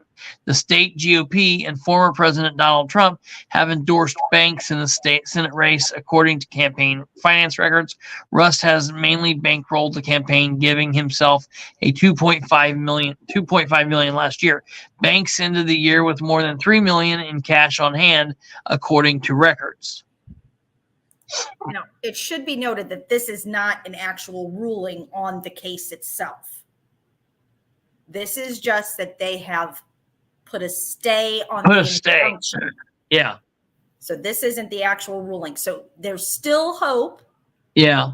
And it might just be that they ended the injunction because we're in a challenge period and that law is still technically on the books. Yeah. So that may be why they did it. And it's not a sign that they're going to rule against him. That's kind of wishing in one hand and shitting in the other, personally. Yeah. You know, that could be why. Yeah. Why does his head fill up the screen? Because right now, Kristopher is at his grandparents' house, so he is doing all of this on his little teeny tiny phone. So to read anything, we're getting right up on it. Right. Yeah. I'm normally used to a TV size screen that I'm working on, and I can see from behind, from here to the moon. But now doing this mobily at the moment, until we get everybody back here in the house, I'm doing this on the phone, and it's hard for me to see what's going on. So that's what's going on there. So we've had a victory, and we had some bull crap. You have to, celebrate the little victories because they don't come very frequently. So that's very close to the last thing that I want to show. The very, very, very last thing that I want to show tonight, and I know I've had people that have been killing me to get on this, and I posted this in the description last night, that the title of this show was going to be the title for the show was check marks, initials, change, and little victories. We went through the check marks. We've talked about the initials and how all of that can change all elections and everything. We've talked about the little victories, but I want to talk about the change specifically that I was talking about.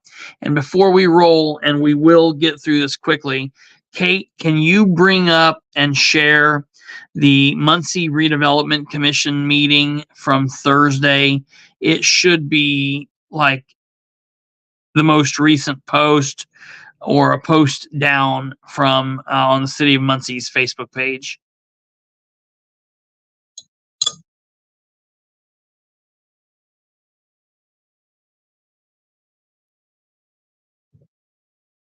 While I'm waiting on her, we will delete some stuff here.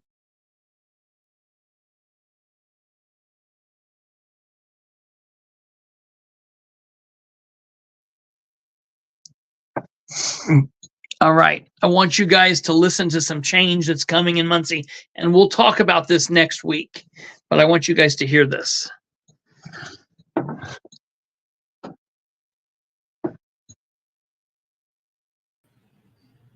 Now, how far am I? Just going? right here. All right, good morning. Welcome to the February 15th, 2024 meeting Pause it of real the quick. Muncie Redevelopment Commission. I'd like to call this meeting to order with. So for those of you that are watching this right now, you might be saying, wait a minute, what is the incredible, annoying Mr. Beard doing here? Didn't he get removed when the council kicked his ass off the council and put in his place Andrew Dale and Zane Bishop? And you would be right. Yes, folks, that happened. Mr. Beard here, Isaac Miller, should not be up there. However, because real quick, I guess I'll back up and let you know. The Redevelopment Commission is a board of 5 people. All right. And those 5 people in the last term were Scott Pribella, which is a very quiet nobody, Scott Pribella, Jeff Howell, Isaac Miller, Lorraine Tomlin, and Mrs. Vocal Fry herself, Shireen Wegley. Okay. Shireen Wegley, Jeff Howell, Stephen Pribella were mayoral appointments. Isaac Miller and Lorraine Tomlin were council appointments. Well, at the last council meeting, the council voted to make their appointments Andrew Dale and Zane Bishop. And those are 2 wonderful appointments to the MRC. All right. They're not just going to take Dan's shit for what it is. They're going to question him. Now, they are the odd man out because there are 3 Dan votes to 2 council votes. So it's kind of an odd person, but it is what it is. We're focusing on this because what we don't know and what we didn't know is prior to this meeting. All right. No, she's not home. She won't be home until next week. Prior to this meeting and prior to this year, Dan Ridenour, the Muncie mayor, was the elected mayor of Muncie. And instead of naming an economic development director like he should have done, he put himself in that position. And I've had a problem with that since day one. It was a horrible decision, and I do not agree with it at all. Okay, it's horrible. Well, ahead of this meeting, Dan took himself out of the economic development director position, which that's a good job. However, he put in that position Jeff Howell. So he took Jeff off the MRC board, and he now put Jeff Howell in a paid position. The man's going to now be, it's a paid position. It is a position that is appointable by the mayor. So the mayor gets to appoint them without going to the council and without posting for it. So the mayor, it's a department head position. So it's like police chief, fire chief, and HR director and all of that. So the mayor appointed him now as the head of the HR. So the former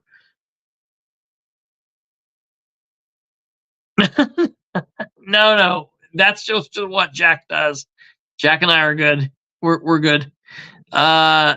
So that's what the Muncie mayor has done. So when he took Jeff off of the but that salary is not in the budget, is it? The council's going to have to approve the salary. It's paid through edit. I'm going to have to check and see. That's a good question, because what he was supposed to, that's a good question, Kate. I mean, he'll just pay it out of edit, but he was supposed to hire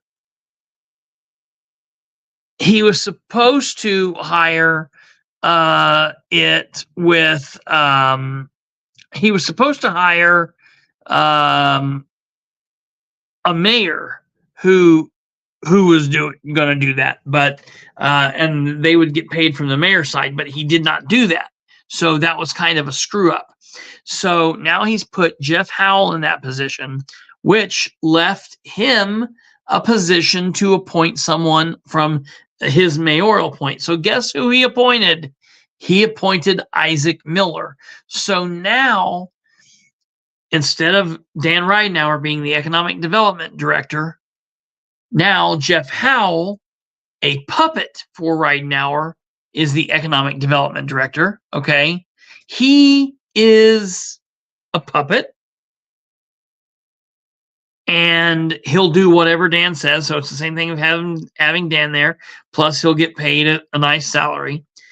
And now the MRC is Zane Bishop, Andrew Dale, which they're the council appointments, Pribella, Miller, and Shireen Wegley. Now, the very first action of business right here is to pick the president of the board. For the last several years, for the last 4 years, Jeff Howell has been the president. It never changed. They always voted him in, and he's the one that run the ship. Now, press play and let's listen to what happens here. With roll, Mr. Bishop? Here. Mr. Dale? Present. Mr. Miller here. Mr. Perbilla? Here. Ms. Wagley? Here. And Jim Lowe is here as well. Good to see you, Jim. We're going to go ahead and start off today with the election of new officers. I believe, and Mr. Freeman, you can correct me if I'm wrong, but for officers, the president has to be a mayoral appointee, the vice president has to be a city council appointee, and then secretary has to be any appointee of the commission. Is that correct?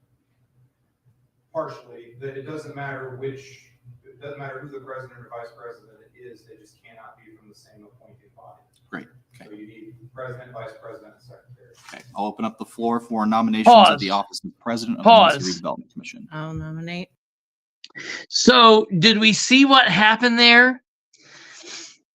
Isaac, and you can just see it through his eye flutter. I'm really questioning this guy. This dude really thinks that he's somebody special.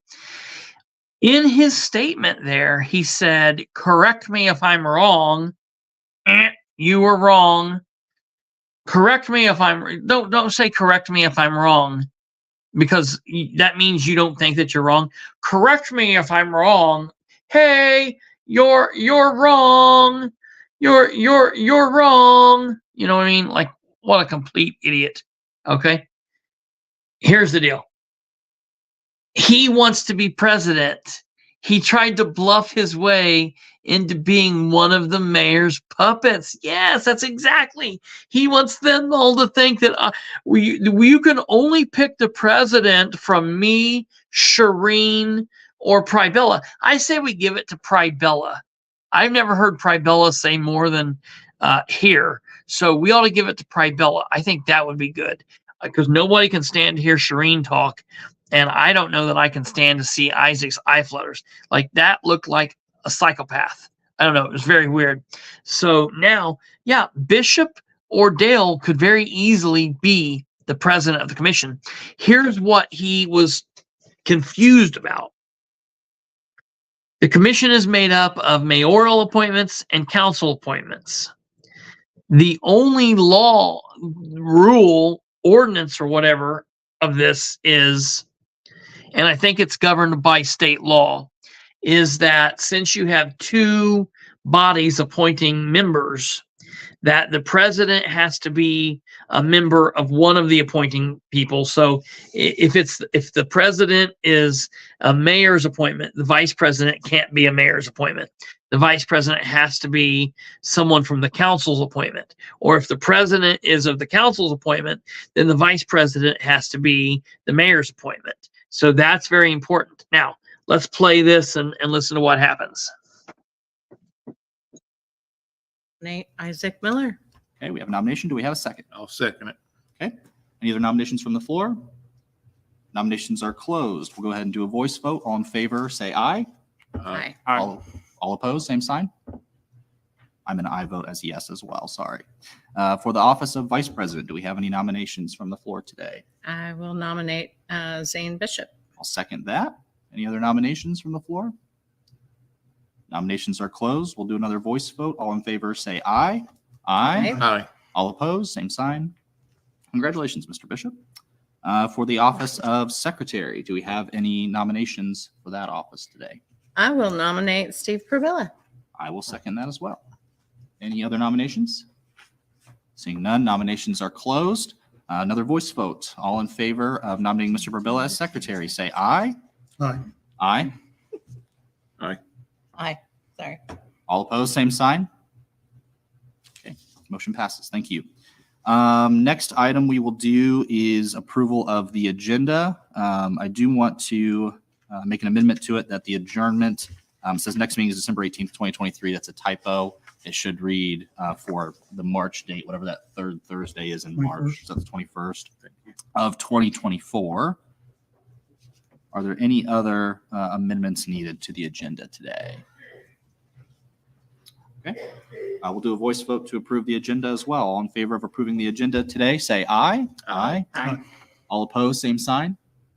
Great, motion passes. Okay, approval of the minutes from the previous The agenda meeting. as amended. Those should be attached in your packets today if you have them. Yeah. The last meeting was a short one. It was a special meeting on February the 5th, Okay. I believe. You can go ahead and stop and then, this. Mr. Freeman, are we approving because the minutes from January 18th? I do want to meeting go today as through well this, also? but there's some interesting facts. But that was my main point. I just want to show you that while we're monitoring this current election and all of the craziness, the city of Muncie is still playing insane politics. The Workman's Bar, the Crisis Center is a disaster. They're adding more and more money to that each and every day. Nonsense is going on with Dan. And I want to let you guys know, I'm not sleeping on that. We're just not having time to cover everything. There's so much that goes on. There's 2 hours worth of stuff to talk about from yesterday. You know, that's the reason people say, how do you do a show every night? Dude, there's so much to cover. I didn't do a show last night. We had 2 days worth of shit to cover in an hour and a half. There's no way I could do it. We're 2 hours and 25 minutes into the show. People's like, that's too long. If we don't do it this way, there's no way we would get this shit out. What the hell was that flirty thing Wagley tried with Bishop? Rolling her chair over. Yeah, I don't know what that was. She's like, congratulations. I can show you the ropes. Listen, Zane is a genius. He's gonna roll all those people under the table. He is a genius, and I can't wait to see what happens. And moving forward in the MRC, they've still got them on the vote. I suspect we'll see some votes. It'll be 3-2 quite frequently. I can see that. It'll be very interesting. Yeah, we'll have to see what goes on there. So I don't know, but we'll follow that, and I'll be following that more. I want to answer this question here. Do committee people in Indiana get to go to state convention to vote for your at-large representatives?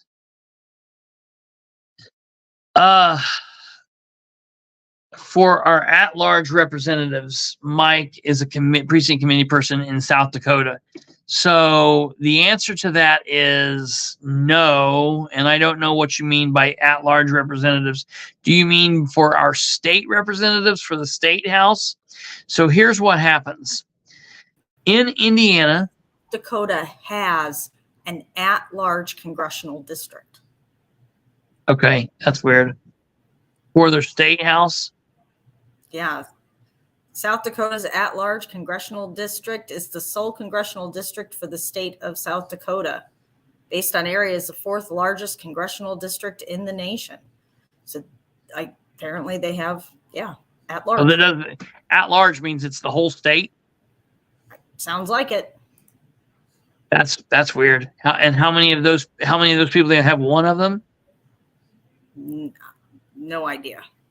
I would have to do more research, but they do have an at-large representative. So we don't have at-large he's meaning, okay, so he's meaning governor, lieutenant governor, secretary of state, land commissioner, public. Okay, yeah. All right, so okay, I get it. Yeah. So here's the deal, Mike. In the state of Indiana, our precinct committeemen in our specific counties, they vote for the precinct committeemen of the Republican Party, vote for the Republican chair of that party. The precinct committee people of the Democrat Party vote for the Democrat chair. They also, then the precinct committee people vote for any vacancies in town, city, or county government. Okay, so if a mayor leaves, resigns, dies, gets arrested and charged and convicted of a felony, then the precinct committee people of that party vote to caucus in the person to fill that ballot.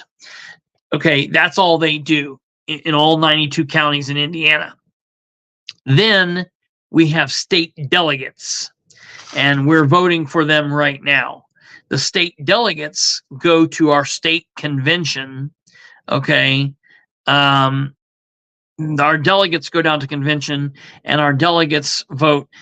We vote for governor. All citizens vote for governor on the primary. So the only things that the delegates vote for is lieutenant governor, secretary of state, state auditor, state treasurer, attorney general, and that stuff. So that happens, and they just vote for in the primary, and then we all vote for them then in November. They're on the ballot, and we all vote for them in November for the winner of that convention. So that's all that goes on there. The delegates only do that one thing.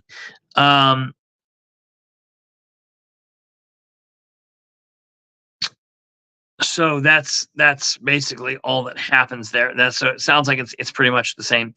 Our state representatives and our state senators are voted for the people that live in those districts. So District 33, District 34, the people who live in 33 or 34, people who live in District 48, they vote for the state representative. Then for the state senator, they vote for, state District 27, District 26, District 25. Those people live in there, vote for those people. And then, in the districts for U.S. Congress, we've got 9 congressional districts that go to, 9 Congress people that go to Washington, and we vote from that district. And then for senator, we all vote. So that's basically what happens there. But yeah, you've been around and checking. Are you saying that we, the people in Indiana, do not vote for their lieutenant governor or their secretary of state? No, I'm not. We do. We vote for them. We just, if there are several people, what I'm saying is, okay, Alva, It's like this. The Say if presidential Kate, convention where they go and they Yeah. vote for, say if Kate wanted to be the lieutenant governor and I wanted to be lieutenant governor, and we're both Republicans, we everybody go. vote right now. It's me. Vote for Kate. Yeah, right. We would both go to the convention, and the delegates would vote. And if they picked Kate, then Kate would be the lieutenant governor candidate, and whoever the people pick for governor would then run with Kate. And in November, we would vote for them both to be the governor over the Democrat and Libertarian pick. And so that's what happened there. Yeah. That's what happens. I also want to say to everybody, and I want to say congratulations to Danielle Keitlinger for going live tonight and kind of talking about what happened. I had an absolute breakdown last night into today. I had to do some craziness. And I laid down and went to sleep. So I missed kind of what was going on there. I did watch her show. I'm happy that she did that. I hope in time she changes the name, and I hope that she continues to do more lives, and I hope it focuses on more than Josh. I hope it focuses on her survival of this and the children's survival of this. I hope she focuses on what's going on in Winchester. I hope she focuses on the Tuesday lunches that they do. I hope she focuses on the politics there. There's a lot to do there, and I'm very, very happy to see what's going on there. Mike, I thank you very, very, very much for those kind words. And as this year rolls on, we'll get into more national stuff as we have national presidential race coming up, and that's going to be big too as well. If there's ever anything going on in South Dakota that you think is big or that you think that we need to know, feel free to message us. You can connect with me on social media, Kristopher H. Bilbrey on Facebook. I'm also at Bilbrey Live on Twitter. You can send us emails at our emails. Maybe Kate can put those up on the screen. But yeah, if there's ever anything big, I still swear. I've been looking into Louisiana stuff for Alva because he's one of the big people here. I need to look up some stuff, and I do want to do some Louisiana talk for Alva here one of these days. I swear I'm going to get to it. And we still are. Alva reminded me what I was supposed to remind him, what he was supposed to remind me after the show the other night. He texted me, and it was getting the information on the King trip to Vegas and who's doing all of that. We are still looking into all of that, and I am working on that. So we're working on that. I still have my eyes on what's going on, Dan. So while we might not talk about it for a couple of days or a week, believe me, he's not from out from underneath the eye of the storm. He's not out from underneath the magnifying glass and the magnifying spot, the massive spotlight that we have here. I promise he is very much under the radar always. And I am working on getting a haircut. So please keep tuning in here. Thank you. Kate, can you please put up my Facebook if you haven't? Maybe you did and I didn't see it. If you have already, you don't have to. And the Twitter if we haven't. There's the Facebook, facebook.com/Bilbrey318. If you want to send me a message, or if you want to send me a friend request there, you can absolutely do it. I'm also on Twitter at twitter.com/Bilbrey Live. So you can find us. We'll do what we can, and I promise we will make it good. So that's that. I will not be here tomorrow night. Thank God. I'm going to take the rest of tonight and tomorrow off. Take off all day Sunday. We will be back live here, God willing, Sunday night at 9 p.m. Eastern. Please tune in here. We've got a lot to cover over the next several weeks. I missed the last half hour. Must have dozed off. Joey, you might watch it at 2% speed. There's some stuff you might be interested in, but I'm sure you'll be all right too. All right, you guys, take care. God bless. Have a good evening. Thank you all very, very, very much. Kate, I will hit the video thing at the end too, by the way. Take care. God bless. I've got a hot date with the bed. You can believe that, brother. Take care. Have a good evening. We will see you next time, which will be Sunday. Goodbye. Keep